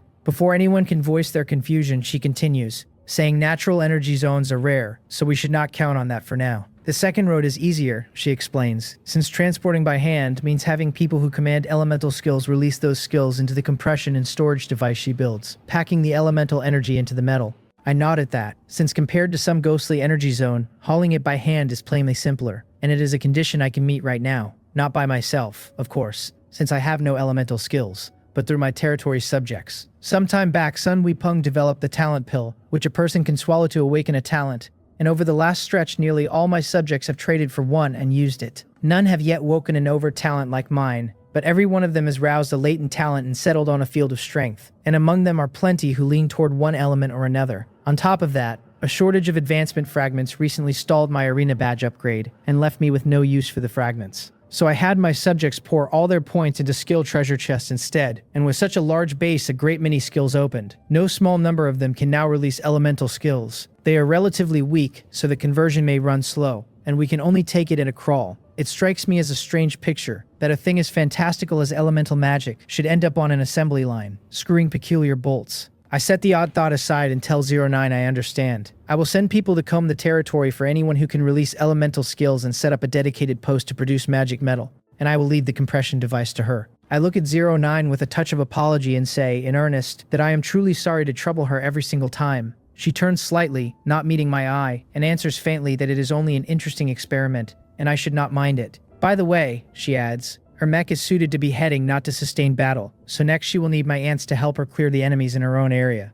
I smile and tell her that the moment I am free I will throw everything into it. She nods and heads off toward the underground laboratory in the warehouse district, saying she will make the equipment now, and the sooner it is done, the sooner it can be put to use. Watching her go, I turn to the others and float a suggestion, that after we clear my area we help 09 clear hers. Next, it is not only guilt that moves me, and I add that her defensive means are thin, and by my own scouting there are a fair number of high-energy shelters within 50 kilometers of her territory, so if we drag our feet she risks being attacked. Will has no objection and nods at once. Cheon-ha nods gently too, saying she has the World Tree, which is poor for taking cities but second to none on defense, so I need not worry over her for the moment. Baekhyun chimes in that he has no problem either, that his glory rank is already respectable. These past days he has swept every shelter inside 30 kilometers of himself and found no strong rivals in his area, so even if the place develops another 10 days or half a month it will pose no threat. I should help 09 first, he insists, because she is practically a money tree and must be well guarded, and whoever dares attack her will have him to answer to.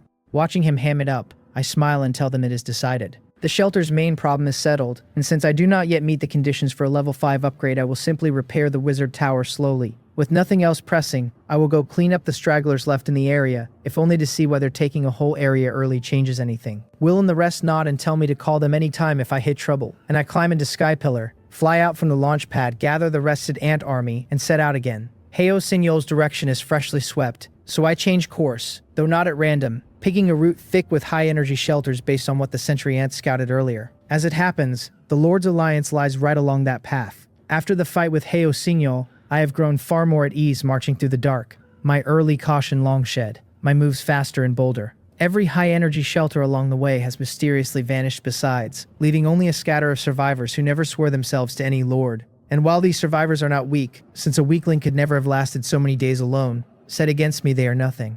Piloting Sky Pillar, I do not even trouble to act myself. Just let the overwhelming tide of ants roll forward, and these people who held out over half a month give up their grit and get packaged up with their resources and carried off to feed my territory. I sweep ahead like a black flood and meet no decent resistance at all, so smooth it is almost eerie. Sitting in the cockpit I frown, feeling something is off, wondering where all these lords have gone. I have covered most of the area, and beyond Heo Signol I have run into nothing worth the name. I am not so naive as to think the lords have simply fled. They are surely plotting something that could threaten me. Worst case, every one of the vanished lords is banded together, and a single chopstick snaps easily while a bundle of dozens or hundreds will not break to any man's strength. And if they hold some formation skill that grows fiercer with numbers, it turns nastier still, so that even a lucky win would cost me too much and miss my whole aim. I sigh softly, then my gaze hardens again, and I tell myself that whatever it is, I have to go see, and decide my next move by what I find. I press on, folding the region into my domain, and an hour and a half slips by. My advance rolls on unbroken. If the whole area were a mooncake, only about a fifth of it, one small wedge, remains outside my hand, and at my pace it would take barely half an hour to swallow that last piece. Yet I feel no ease of unification, only a spirit wound tighter and tighter, because even now there is no trace of the missing lords, as if they truly left the area. As I near this final stretch, even the scattered survivors have gone, leaving a dead, silent land. It gives me a quiet premonition that I am about to meet the vanished lords at last. The last stretch of any road is the hardest, so at this final turn I grow more careful still, slowing my pace, sending sentry ants ahead to scout and following close with the main force, advancing only where they confirm it clear. Another 15 minutes pass, and just as I am strung tight, Swift Shadow reports that she has detected a situation ahead. It is finally here. I am not afraid, only relieved, because sometimes the unknown is the true source of fear, and once a thing lies bare and it is time for real work, it is never such a great matter after all. I want to see what they are all doing, gathered up like this. I stop at once and press Swift Shadow for detail, and she tells me there are 75 shelters linked together ahead, and that by their energy intensity and the aura they give off, these are without doubt the lords that vanished. It is them then, though I still cannot say by what method they moved so many together. She goes on, saying they seem to have been attacked, the whole camp in chaos, that they took heavy losses and their auras have weakened badly, and that conflict has broken out among them and they are fighting each other. I go still, hardly able to trust my ears. In the whole area, the only real powers were myself, Heo Signol, and this alliance thrown together by who knows who. And I was just locked in a hard battle with Heo Signol, a 2-hour road between me and this camp, so who on earth hit the alliance while I was busy? To gut so large a force single-handed, their strength would have to be terrifying, and I am wholly baffled, unable to grasp why my area alone is so tangled, when 09s and the others were clean and simple. Whatever the cause, an alliance in disarray is a golden opening for me, and I cannot fret over the rest, only strike while the iron glows,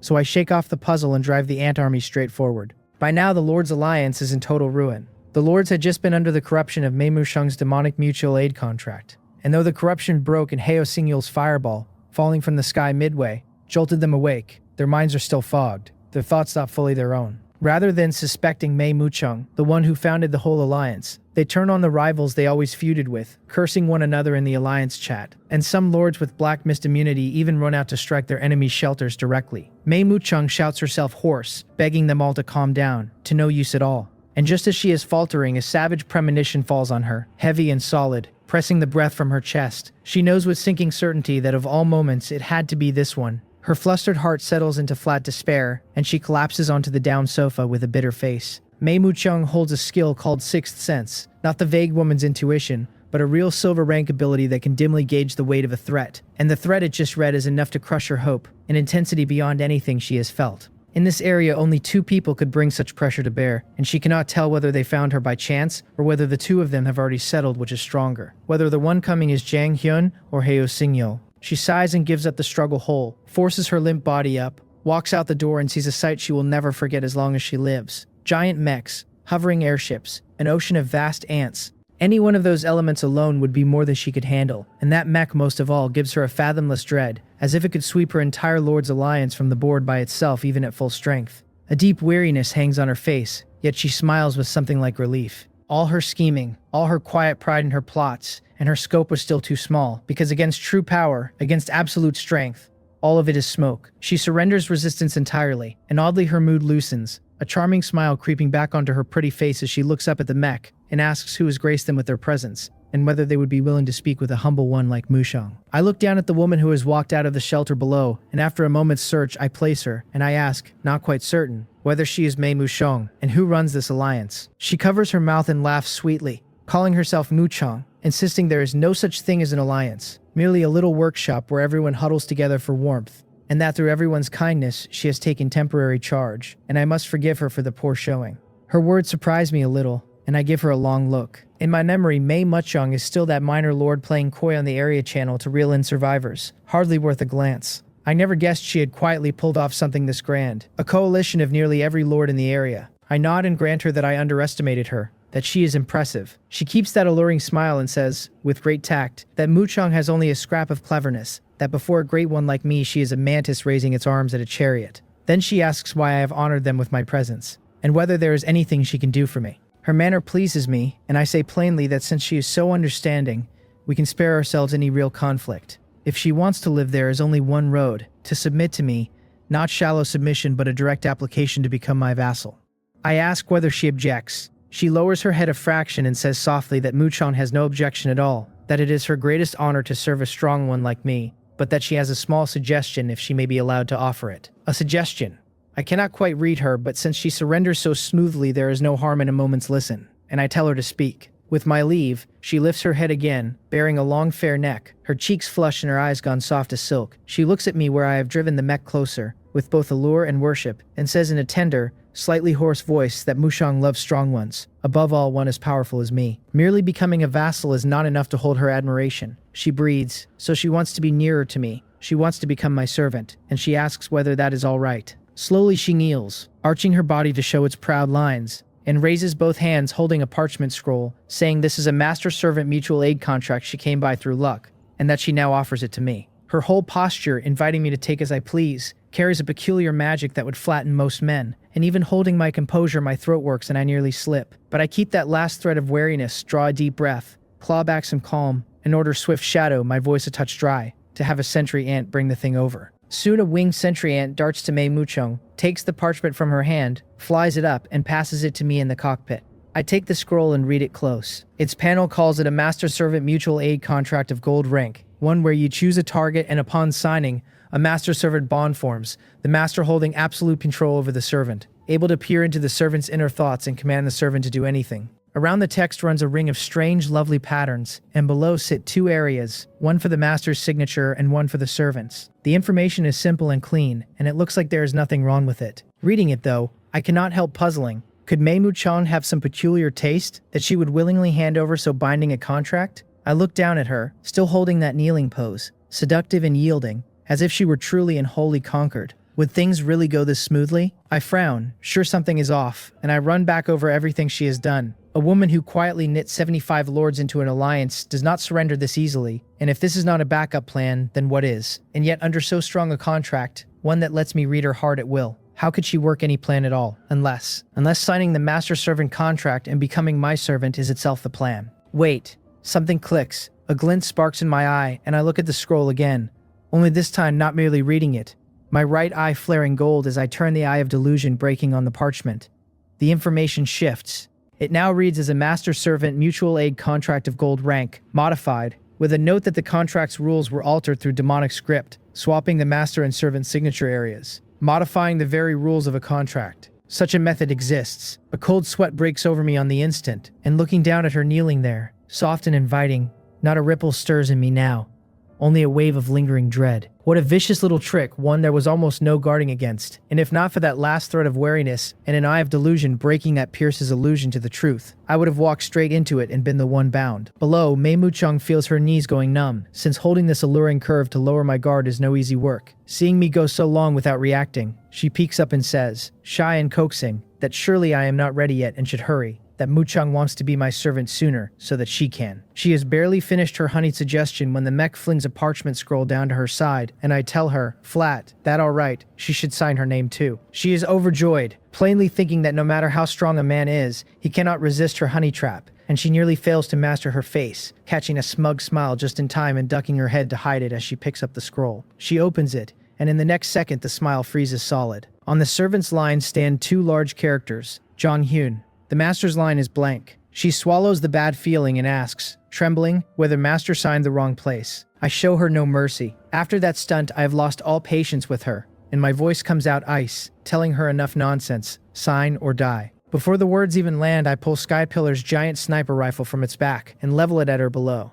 I have to say, 09 Skypillar earns its keep, since with that rifle drawn, I have yet to meet a soul who does not back down. And though it has barely been fired in earnest, the sheer deterrence saves me no end of effort. Seeing me draw so huge a weapon without a word, Mei Muchang wilts completely. Her skill is called Devil's Script, letting her quietly rewrite a contract's rules through her own devilish text, which by rights should be a fearsome ability. Yet 2 uses in a row have failed and snared her instead, and for a moment she doubts her whole life. With the great black scythe hunting ants closing another few steps, their scythe jaws nearly at her throat, she dares not stall. She agrees sourly to skip the direct confrontation for now, and simply become a vassal, telling herself she refuses to believe her charm cannot win me over yet. Then she scrawls her crooked name on the master-vassal contract. The moment her name is written, she feels a bond snap tight to me sitting in the mech before her, as if her whole soul no longer belongs to her. And I, the instant the contract takes hold, feel a strange sensation too, a flood of information about her rising into my mind from nowhere.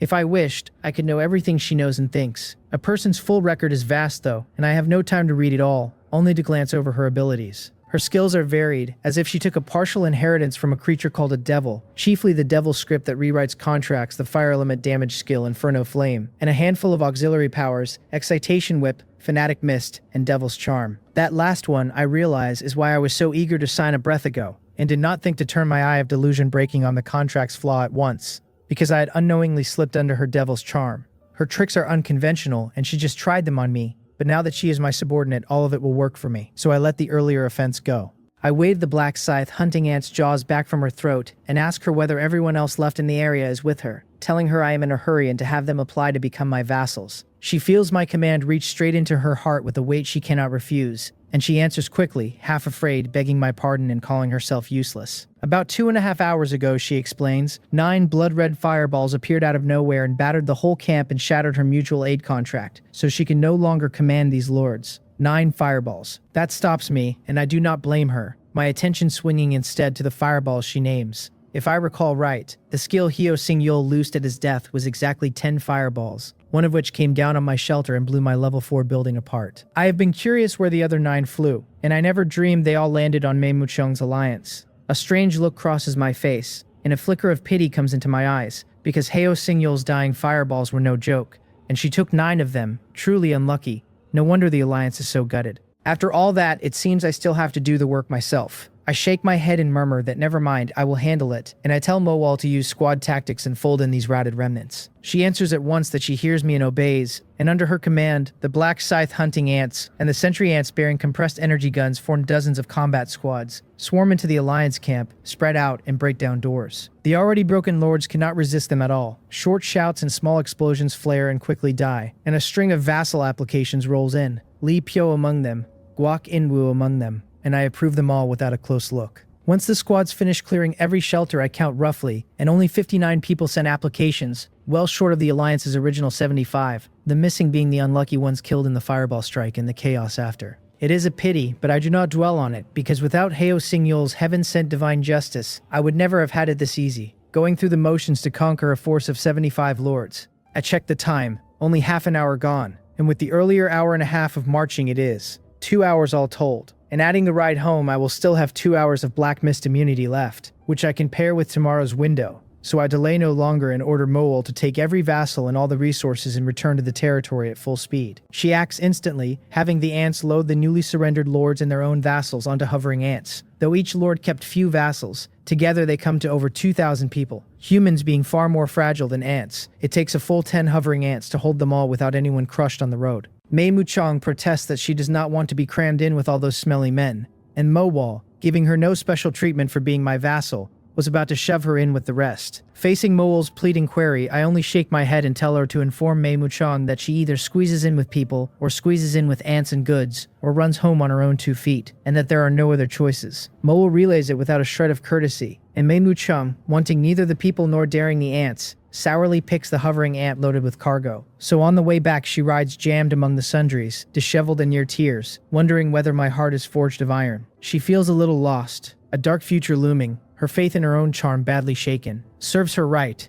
I pilot Skypillar home laden with ants and spoils. By now I have subdued every lord and every ordinary survivor in the whole area, not one escaping my grasp, yet along the road no message comes to say I have become area chief, and I am let down and a little confused. Strange, I think. I have brought every survivor in the area under me, so why is that not enough? Could there be other conditions to meet? I chew on it as I travel, and then my eyes brighten as I recall the level 5 upgrade condition. Control of the area core. The requirement to become area chief is very likely tied to this area core, and though I have conquered the whole area, I have not once seen any so-called core, whether because the timing is wrong or because I missed something. With no lead to follow, I stop racking my brain and just focus on the road, and as planned it takes exactly 1 hour to reach my territory, where I finally let my strung nerves loosen. I smile a little and tell Mole to contact Tak Mungyel and have him help her settle the goods and vassals, thanking her for her hard work, and she shakes her small head and says this is Mole's duty, then hurries off to it. I fly Skypillar down underground, open the cockpit, and draw a deep breath of the air the shelter's fresh air system has cleaned. Then I spread the light wings the healing ants form behind me and leap straight from the cockpit over 40 meters up, down to where my teammates already wait on the 5th underground floor. Before they can ask, I smile first and tell them it all went smoothly, that every survivor in the territory is now under my hand, and they breathe out in relief. Xiongha asks with an easy smile whether I missed anyone and whether I got the message about becoming area chief, which is what the others wondered too, and they all watch me for the answer. I shake my head, helpless, and tell them that unless there is a hidden ability like Heo Singyol's wizard tower, the sentry ant's detection is almost never wrong, so there should be no gaps in the area, yet I did not receive the chief notice. Baekhyun frowns, puzzled, saying that does not sound right, that the old hands in his clan mentioned intelligence about the area chief. Some extremely powerful anomalies had already become area chiefs days ago, he says, so by rights, having swept the whole area, I ought to be able to claim it early. Someone became area chief days ago, that fast. The Bake family's information network is reliable, so the report is likely sound,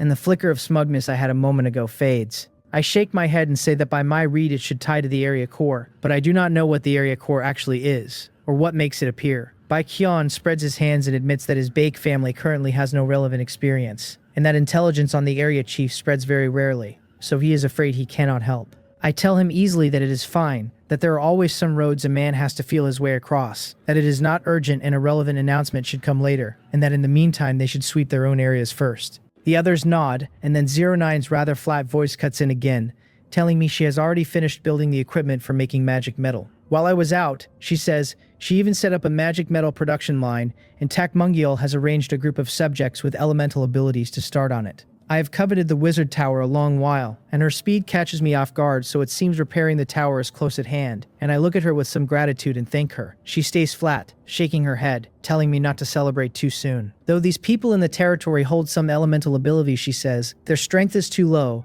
and the quantity and quality of the energy they release falls short, so they can only charge the equipment 1 hour a day before their energy runs dry, and at this rate mending the tower will take at least a month. A month. We have been in the Dark World a little over a month all told. And waiting that long, the whole dish would be stone cold by then. I ask, a touch bitter, whether there is any way to speed it up. She nods gently and says faintly that there is. That I should find people with stronger elemental abilities to charge the equipment and convert the metal, or acquire potions that replenish elemental energy and hand them to the line workers to stretch their hours. My earlier gloom lifts into cheer at that, and I say what a coincidence, that I just subjugated a batch of vassals, among them many lords and powerful lone wolves. No small number of them command elemental abilities, so this is a fine chance to let them join the big family of the underground city quickly, through labor and contribution. The others go blank in the face at how fresh and refined I make exploitation sound, and even 09 nearly cannot hold it, turning her head away from me. Down in the underground city, in the plaza, I have brought back too many newcomers this time. Even with Tak Mung-yeol having recruited a crowd of capable administrators and streamlined the management and record keeping, he has run off his feet, taking a full hour to compile everyone's information and arrange their lodging. He tells them to go to their assigned dormitory buildings and settle in first. A booklet on each dormitory desk lays out the underground city's laws and rules, along with some recommended jobs, he adds, and any further questions can go to the office hall on the 20th floor of Building 1. He reminds them that their identity now is subject of Lord Jonghyun, all of them equal, and that whoever wants to raise their standing and treatment should earn it with achievements and contributions to the underground city and to me. Anyone caught leaning on their strength to bully subjects, he warns, will find the consequences plainly written in the law. Then he dismisses them and leads his people away, leaving a crowd of newcomers behind, excited, nervous, bewildered, and stunned all at once. Many lords are mixed among them, and having gathered a few ideas about me after coming to their senses, they are wholly convinced the moment they see the magnificent underground city, and they follow the crowd meekly to check in. I have already gone back to the office waiting for the new subjects to settle before assigning tasks, when a familiar voice suddenly speaks in my mind, unbidden. It tells me the current area has only one lord remaining, and that the area core dungeon is opening early. I am startled. Then my face floods with wild joy, because happiness has come too fast, when a moment ago I was still fretting over the area core, and now the intelligence has walked itself to my door. But why announce it now and not the instant I conquered the whole area? I glance at the manual as if grasping something, and find it has just passed 6 in the morning. I wonder whether the Dark World checks the count of area lords promptly at 6 each day, and opens the area core dungeon early once the condition is met. If so, I must help Will and the others clear their areas before 6 so as not to waste a day, though this is only a rough guess and still needs proof.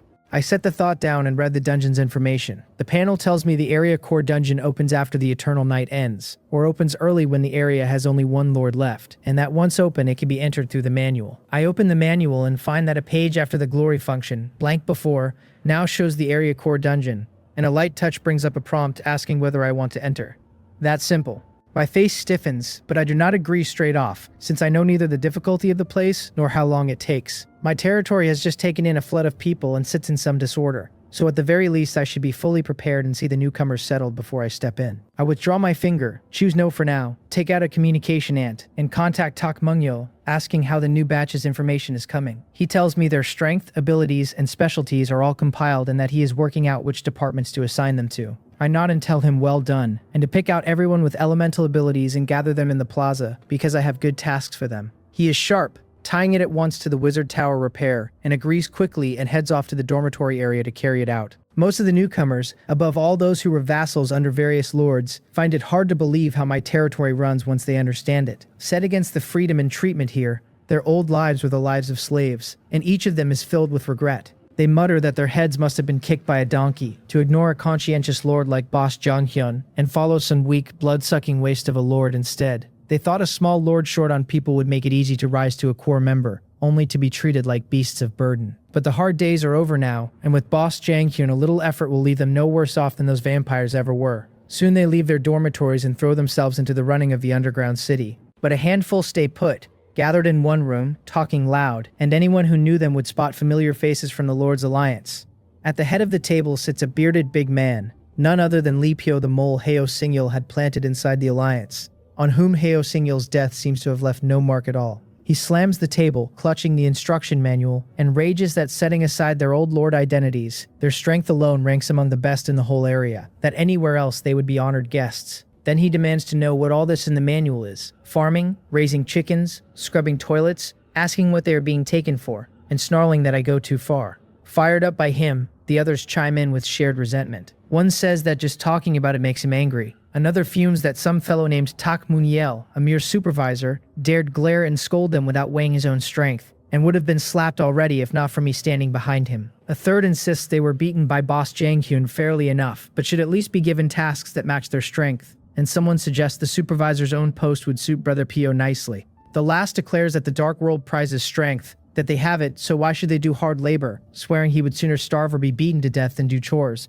and urging them all to go protest to Boss Jonghyun together. Just as they are working themselves higher, a knock comes at the door with a shout to open up, cutting off their heated talk. They trade glances, faces caught between embarrassment and panic at being found out, all frozen, and Lee Pio, quickest to react, rises and opens the door to find Tak Mung-yeol standing there, and not only him, but a squad of gold-ranked black scythe ants behind him. Tak Mung-yeol sweeps the room with a glance and frowns, asking what is going on, locking the door so tight in broad daylight. Feeling the cold killing intent off the gold rank ants, Lee Pyo drops his earlier rudeness and says with a nervous laugh that they are only used to caution in the dark world. He locked the door out of habit, he claims, and they were merely discussing the details in the manual. Tak Mung-yeol gives him a meaningful look and says he had better be discussing the details. Then he scans the room and continues, that good everyone is here, that only Go-jun and Jo-jigyeon are left, and they should come with him because Lord Boss Jong-hyun has good tasks for them. Good tasks. The men trade glances, and then a slightly fawning voice pipes up, Jo-jigyeon, calling out that he is coming, that he is Ju-jigyeon, and to just say what needs doing. This is the very man who a breath ago swore he would sooner die than do chores, and Go-jun, the one who cursed Tak Mung-yeol the fiercest. Watching the two follow Tak Mung-yeol out, the rest cannot help spitting,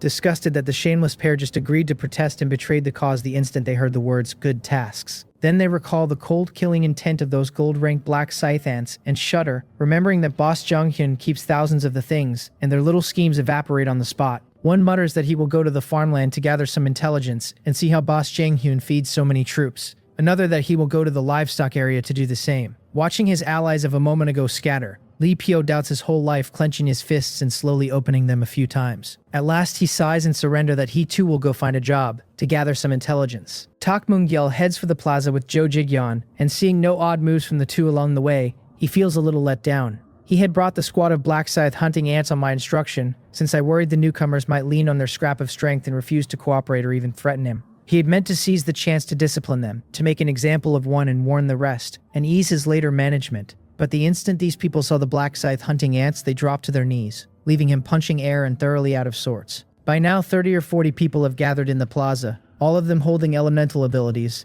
and among them Mei Muchung stands out sharply from the crowd. Tak Mung-yeol brings the last two over, glances at her, and thinking of the task I assigned her cannot help a strange expression, marveling that a beauty like this and I am really willing to part with her, while Mei Muchung, catching his odd look, frowns in confusion. He clears his throat and announces that the Lord recently set up a new production line and needs people with elemental abilities to work it. It is a fine job with generous benefits, he says, and they are lucky to meet it right off the boat and should seize the chance. By the Lord's instruction, he adds, Mei Muchung will serve as their section chief, responsible for the whole line's output, and then he tells them to follow him. A good job, only to screw bolts on an assembly line. They are stunned, and before they can protest, the black scythe hunting ants escort them down to the 5th underground floor. Mei Muchung stands on the edge of tears, never having dreamed that I would not only fail to favor her, but would be heartless enough to make her a factory girl, a section chief no less. The job surely does not match her skills at all. I am not singling her out though. In making magic metal, the stronger the elemental ability, the higher the output, and Mei Muchung with her Inferno Flame holds one of the strongest among all the vassals,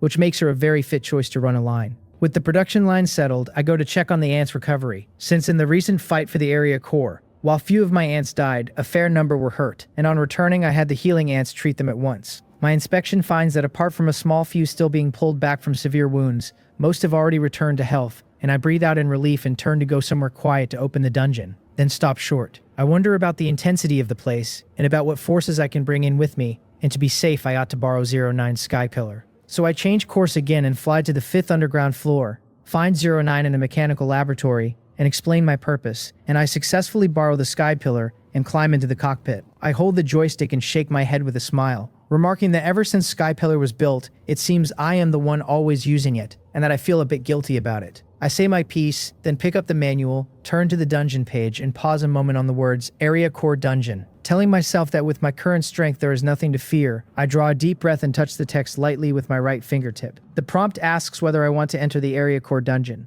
and I confirm it. At once my consciousness drops into a void, and when it returns I look down first and find myself still inside Sky Pillar's cockpit, which eases me a little, since as long as I have Sky Pillar I am at least in no mortal danger. Then I try to summon my mutual aid contract ants, the way I do in the arena or in simulated combat, and in the next second ants appear swiftly on the ground before the mech. Seeing them come, I relax entirely, murmuring with a small smile that it seems this Area Core Dungeon puts no limit on the power I can bring. I look around and find myself in a vast space full of birdsong, the scent of flowers, and dense trees, a spring-like world in stark contrast to the biting cold outside, almost a paradise. But I do not drop my guard, because this is a place where many lords contend for the Area Core. It cannot be as simple as it looks, and there must be some danger here. So I search carefully again, and near the center of the space I find a rusted, moss-covered stone tablet, and the moment I draw near, A mysterious voice asks whether I want to begin the selection. It seems the key lies in this tablet, though I do not know the exact method of the selection, and apart from the tablet I find no other special thing. So with no way to leave now, I can only see it through to the end. I summon all my ants and array them by troop type, and once every preparation is made, I very cautiously choose to begin. Another ethereal voice comes from all directions, telling me the selection begins, that monsters will appear in 3 minutes, that I must protect the stone tablet, and that if the tablet is destroyed, I lose the right to contend for the area core and am teleported out. Hearing it, I cannot help a strange look, because spawning monsters and protecting a tablet feels oddly familiar, exactly the classic protect the goddess mode from so many role-playing games back on Blue Star, and being well versed in it, I clearly understand the strategy. Protect the goddess, or now the stone tablet. The heart of these games is to kill each wave as fast as possible, and never let monsters from different waves pile together, because too many at once risks some slipping through to the tablet. I only wonder whether it is precisely the mode I know. While I turn it over, the 3 minutes quietly pass, and then beast roars break from every side, followed by a run of heavy stomping that trembles the ground. And before I can think further, great wild ox-like beasts, heads lowered and giant horns raised, charge together at the tablet with red in their eyes. In my hurry, I give their information a quick glance. Giant horned wild oxen of silver rank. Seeing so many of them,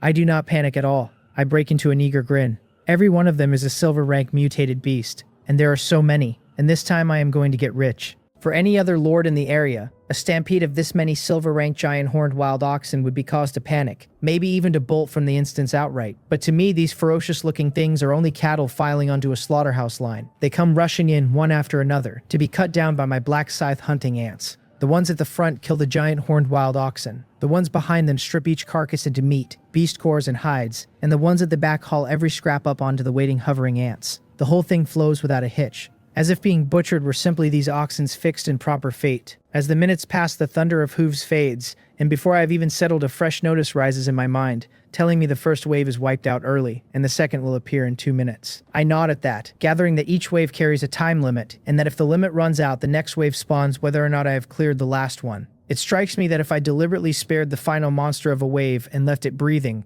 the next wave would not start early and I could steal more rest. But a trick like that is beneath me. Better to finish the business fast, so I let the thought go. Soon another roar rolls in from the distance, louder and more chaotic than the first, yet otherwise no different. And 10 seconds later, familiar shapes come bursting from the surrounding brush. Another herd of giant horned wild oxen. These ones a touch stronger than the last. My face lights up and I call my orders down through the contract, telling Mowol to keep her tribe working, and Swift Shadow to take charge of the loading. And both queens answer at once that they hear me and obey. Then the new oxen charge in and start down the very same road, turning into slabs of meat. With the first wave behind me, the sight holds no interest at all, so I ease the seat in Sky Pillar's cockpit back, find a comfortable recline, and half lie there while it all plays out. Making money lying down, I think, is a fine way to spend a morning. I am the last lord left in the whole area, which means I am the only one in this instance. Yet an area core dungeon is a large place built to hold who knows how many lords, so guarding one stone tablet cannot be the whole of it, and there must be some competitive element besides. I cannot say what shape it takes, or whether being the only one here has changed anything. With no answer to hand, I set the riddle aside and watch the black scythe hunting ants harvest below through half-closed eyes. 10 minutes on, the second wave lies dead as well, and though I never bother to count the oxen, I know that 31 hovering ants are already brimming with their materials. If I had to raise this much silver rank stock off my own farm, a full month of work would not manage it. So this is an outright bumper harvest. Excellent, I murmur. With all of this, I can keep growing my army. This place is practically a bonus stage, and I look up at the loaded hovering ants in the sky and smile, hungry for the next wave.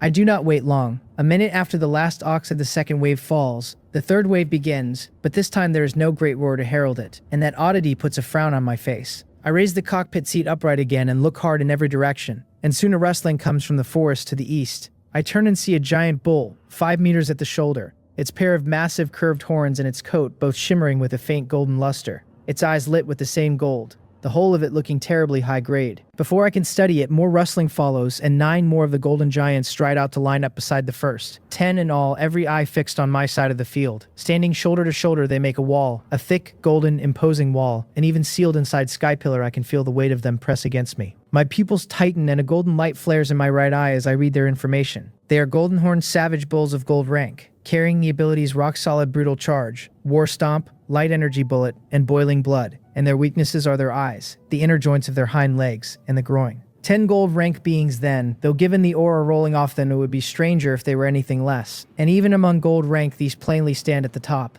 I let out a long breath, gaze locked on the 10 unmoving bulls. And though I cannot fathom why they hold their ground, I have no wish to sit in a stalemate. So I give my orders in a rush. I tell Mowal to run squad combat and divide and conquer, and Swift Shadow to array the assassination squad for an encircling fight and wait for the chance to strike the bulls' weak points with the compressed energy guns. Leisure Cloud is to charge the compressed energy cannon and hold, firing at Mowal's word when the moment is right. The three answer as one that they hear me and obey, and set to work. The combat squads surge forward, each made of 5 black scythe hunting ants and 10 sentry ants, aiming for their marks to break the bulls apart. As many ants as I keep, their great size means only so many can crowd in at once, and this small squad shape brings the most out of every attack. As the squads close, the change comes. All 10 golden horned savage bulls open their mouths together, golden orbs of light kindling within, and the instant I see the light I understand. This is the light energy bullet. This is why they stood so still, secretly gathering energy for a long-range strike. And by the angle of their heads, the target is that mysterious stone tablet. As expected of gold rank beasts, they carry real cunning, even knowing to hide their intent. My face hardens and I drop all thought of watching the show. I drive Skypillar forward, draw the mech greatsword off its back, plant my right foot hard, and use the rebound to throw myself in front of the tablet just as I slash out at the 10 bullets screaming toward it. Skypillar, 40 meters and more of it, looks all bulk and no grace, and though the 10 light energy bullets fall short of the speed of light, they far outrun sound, arriving at the tablet almost in the same breath they are fired. Yet at that last instant, my clumsy-seeming greatsword, swung with everything Skypillar has,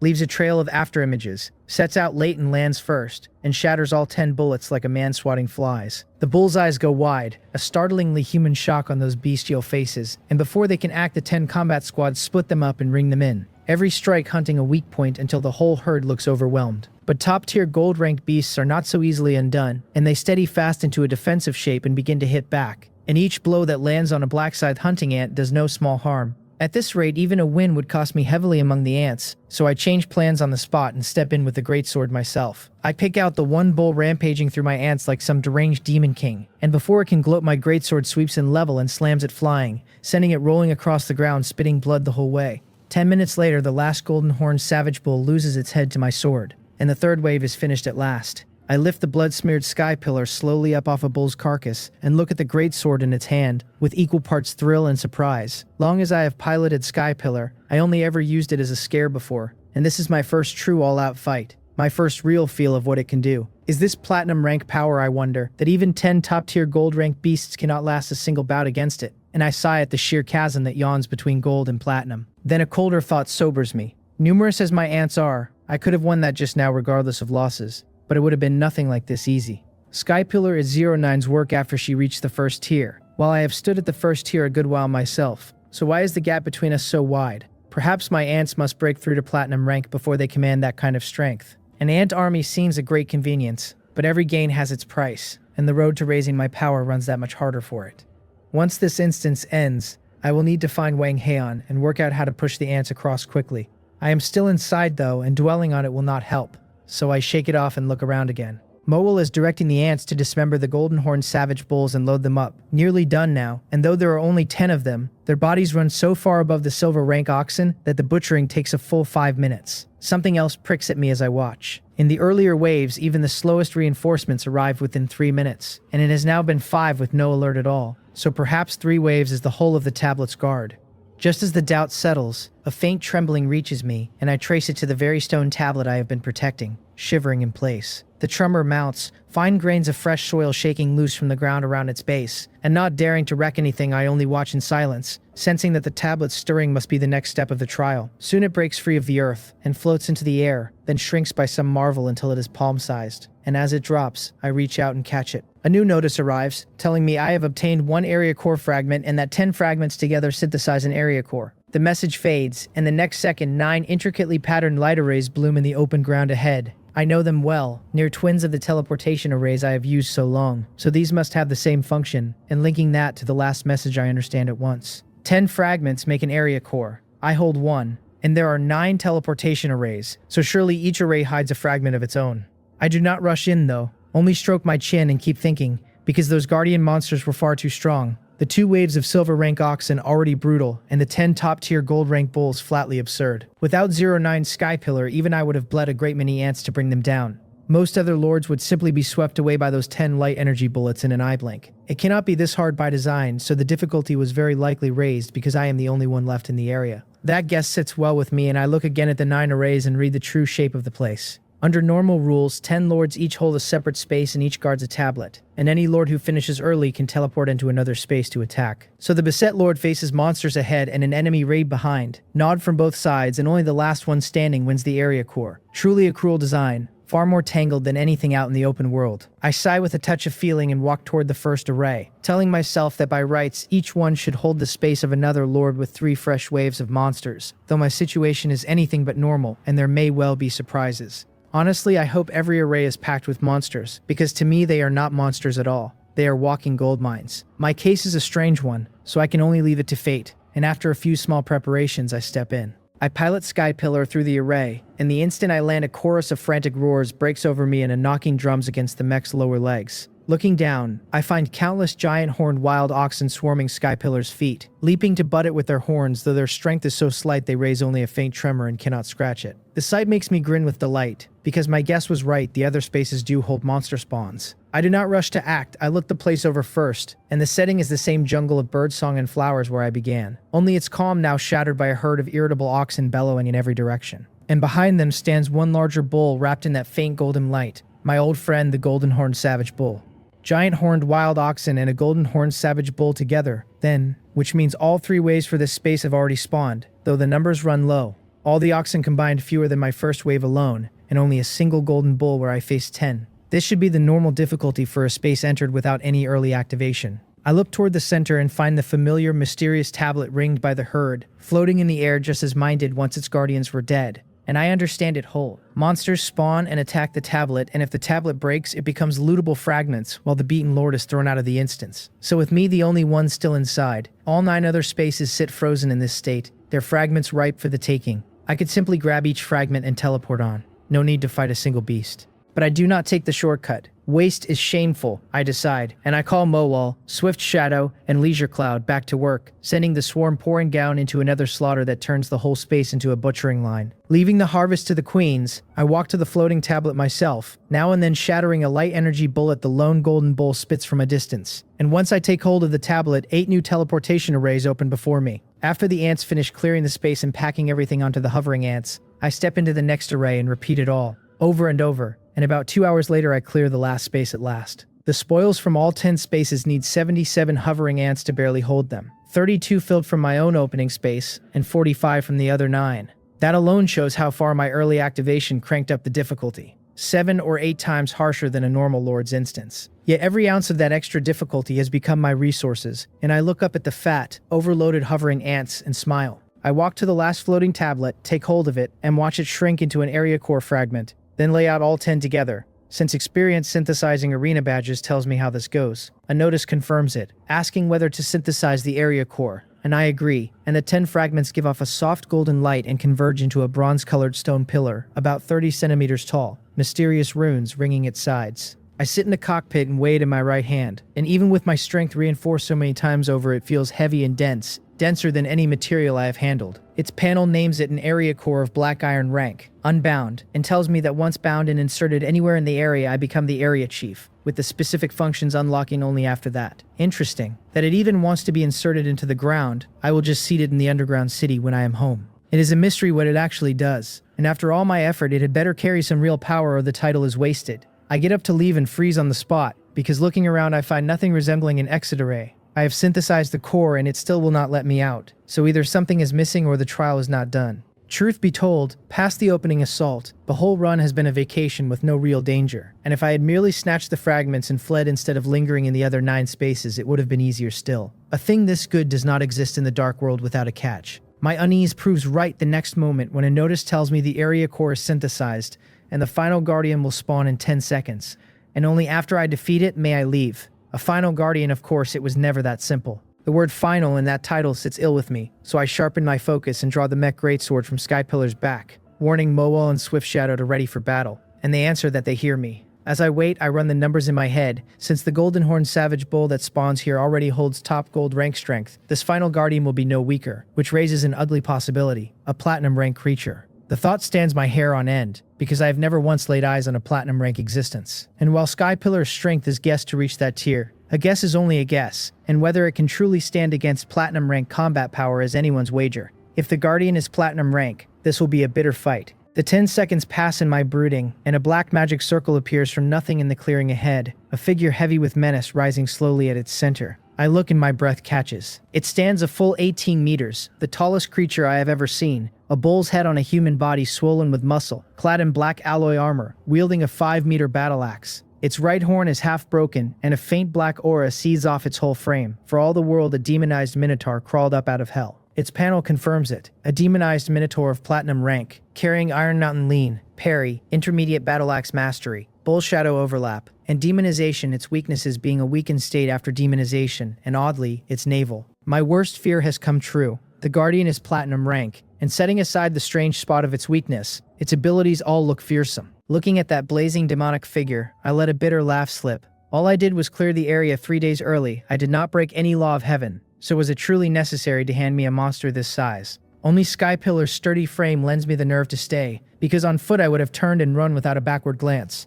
There is no escape here though, so the sole choice left is to fight, and deep down some part of me even thrills at the chance to test myself against a real platinum rank creature, so let me measure its mettle. All these myriad thoughts flash by in less than a second, and the demonized minotaur is still standing there in a daze, an opening I would never squander. My gaze locks on it, eyes shut and unmoving, and I raise the greatsword, charge, and swing hard for its neck. At speed, the blade drags a long streak of afterimage and strikes the neck in under a second. Got it, I think. So what if it is platinum rank? A full power swing from Sky Pillar at that fragile neck will send its head flying, and I can almost see the blood gush. Then my smile freezes as a huge force rebounds through the sword, driving me back 7 full steps before I bleed it off, and when I look up, the demonized minotaur stands wholly unharmed, its eyes open now, bloodshot and crimson and full of mockery. Impossible. Is its neck made of iron? And even iron would have been cleaved in two by now with no reaction at all. I steady myself and look close, and the black aura on its body is slowly thinning, while the aura wound about its neck has grown much thicker. And a fresh notice tells me the battle begins in earnest only once the black aura disperses. My knotted brow eases as a guess forms. While the black aura holds, the demonized minotaur is invincible, and in exchange, cannot move, and this is a real-life cutscene. Back on Blue Star, playing games or watching films, I always wondered why the hero waits politely for the monster to finish transforming before he strikes. And now I have my answer. It was never patience but the rules. The hero bound and forced to watch. Reality is no game with a script I must obey though, and I have no intention of standing idle for it. Even if I cannot hurt the thing now, I am far from idle myself. The aura is thinning fast, and by my read it will be free to move in about a minute. So I pull the sniper rifle off Sky Pillar's back, shoulder it, and aim, the muzzle drinking in energy. The bound minotaur watches, its pupils shrinking,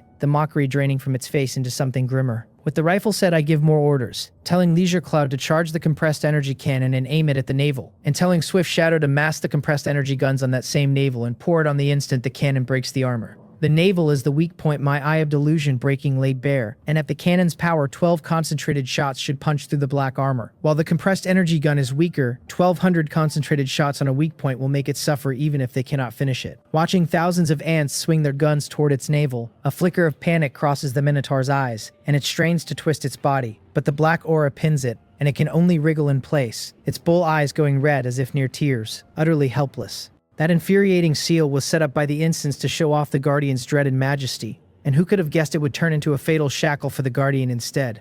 I do not stop there. I tell Moel to scatter a pack of cage thorns around it, and tell Leisure Cloud to fly the 5 hovering ants carrying Big Boy 1,000 meters above its head, and release on my word, and the ants answer that they hear me. In moments, a ring of cage thorn seeds falls beside the Minotaur, roots taking hold at once, and in under 10 seconds they rear into a giant cage that wraps it tight as a rice dumpling, and though it does no harm, it adds another layer of restraint. The cage does block my view of the aura thinning off its body, but I have already fed the numbers to Sky Pillar's built-in calculator, so even blind I will make no mistake. As the moment nears, I cannot help a small smile, murmuring that all the methods I laid up for the coming regional war never got their chance, and I never dreamed this fellow would be the first to enjoy them. I counted down, 5-4, and on down to 1, and I cry out for everyone to move, and instantly the guns roar and the cage thorns thrash and tear open from the thing bursting loose inside. A full bag of cage thorns, and the cage looks impenetrable, but the thorns are too low ranked to last even a second against a platinum-ranked Minotaur, and are blown apart at once. A single second of restraint is enough for me though. The instant it regains its movement I act first, pulling Skypillar's trigger in a heartbeat. The giant sniper rifle, long swollen with stored energy, spits a ball of fire that slams into the navel, its kinetic force ripping through the black armor and blasting out a bowl-sized wound that runs with blood. One clean hit, and joy leaps in me, because I had planned to break the armor with the cannon first, and only then have the guns work the weak point. But fearing the cannon might not crack that black armor, I changed my aim to the navel at the last, and the effect is splendid. The Minotaur is barely broken free, and means to pound me, but with its weak point already smashed by that heavy round, it staggers back. Before it can move, 10 more cannon shots and thousands of gun rounds pour in and blow the bowl-sized wound wide as a wash basin. Even so ruined, the demonized Minotaur does not fall. It grips its long-handled battle axe in both hands, props itself on the ground, glares at me with a cruel smile spreading over its lips, and black mist begins to seep from its body. It can still smile after wounds like that, and this black mist, it can only be a demonization skill, the one ability of its 5 that fits this behavior. By every story I ever saw in Blue Star, a monster's transformation restores it to peak condition and hugely strengthens it. A second stage, and the Minotaur is plainly entering it, which I will not allow. I put away the charge-hungry sniper rifle, draw the greatsword instead, and make as if to lunge, and the Minotaur, seeing me, only smirks and lets out a great roar, sure its fast-casting demonization will finish before I close the distance. Just as it swells with pride, I do a thing that leaves it bewildered. After drawing the greatsword, I do not charge. I feint, twist my feet, and rapidly retreat, and the Minotaur stares, confused, plainly thinking this human has realized he cannot be stopped, and is trying to flee. Foolish. It must think, since the instant space is sealed, and there is nowhere to run, and once its demonization completes, it will drag me from my metal shell and devour me alive. While it gloats, I retreat hundreds of meters and let a small smile show, and the next second, hundreds of self-destruct ants linked together are dropped from the hovering ants above and detonated mid-air before they even hit the ground. A huge mushroom cloud rises, and the Minotaur at its heart is driven straight to its knees by the shockwave.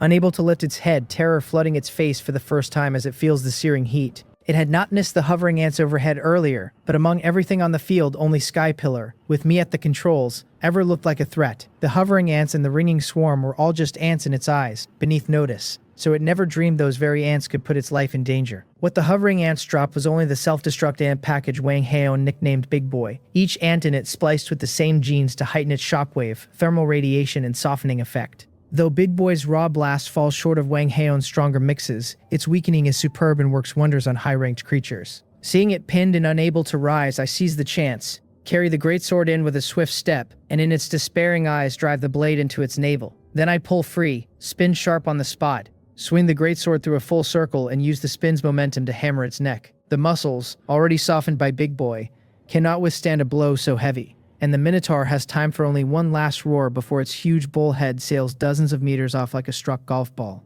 Blood fountains from the stump, while the body keeps its kneeling pose, still propped on the axe. I spin once more to shed the force, look at the headless corpse, and let a heavy breath go. Finally over. Do not be fooled that the fight took less than a minute. It was the most perilous battle of my life. Only because I bent the rules, banked my power in advance, and crippled the Minotaur before it could recover did it end this way, or the outcome would have been anyone's guess. Even a win would have been a Pyrrhic one. Skypillar smashed to pieces and no telling how many ants left standing, likely pour again overnight. As it falls, a deep blue magic array appears in the clearing at the center of the space. I take one last long look at the corpse standing like a statue, and sigh that it was truly an indomitable warrior, the kind that on Blue Star, in a war between two armies, even an enemy would praise and bury. Then I say low that Mowell should pack him up, and that we are leaving, and she answers that she hears me. Admire its fighting will as I might, admiration is one thing and a platinum rank body is another, so bury it. Do not be absurd, I have no capital yet to indulge such fine sentiments. Soon the black scythe hunting ants finish packing, taking not only the body and head but even the blood-soaked soil dug up and carried off, and the blue array flashes and the whole space stands empty, nothing left behind.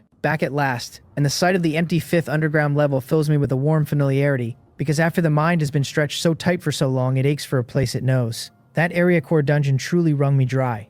I pop Skypillar's cockpit and stretch, and my whole body feels ready to come apart, aching fiercely, since powerful as Skypillar is, piloting it is no small labor, like being an astronaut or a top race driver, demanding real physical toughness. Where before I only took it out for a stroll, this time I actually fought a platinum rank creature. The pounding of high-speed runs, the recoil of the sniper rifle, the jarring of every greatsword swing all took their toll. I fish a few red heart fruits from my waist pouch, swallow them in a few bites and let out a long breath of relief. Then I take out a communication ant and reach Tak Mungyal, telling him I am back with the Great Hall and asking him to come to the warehouse district to help sort it.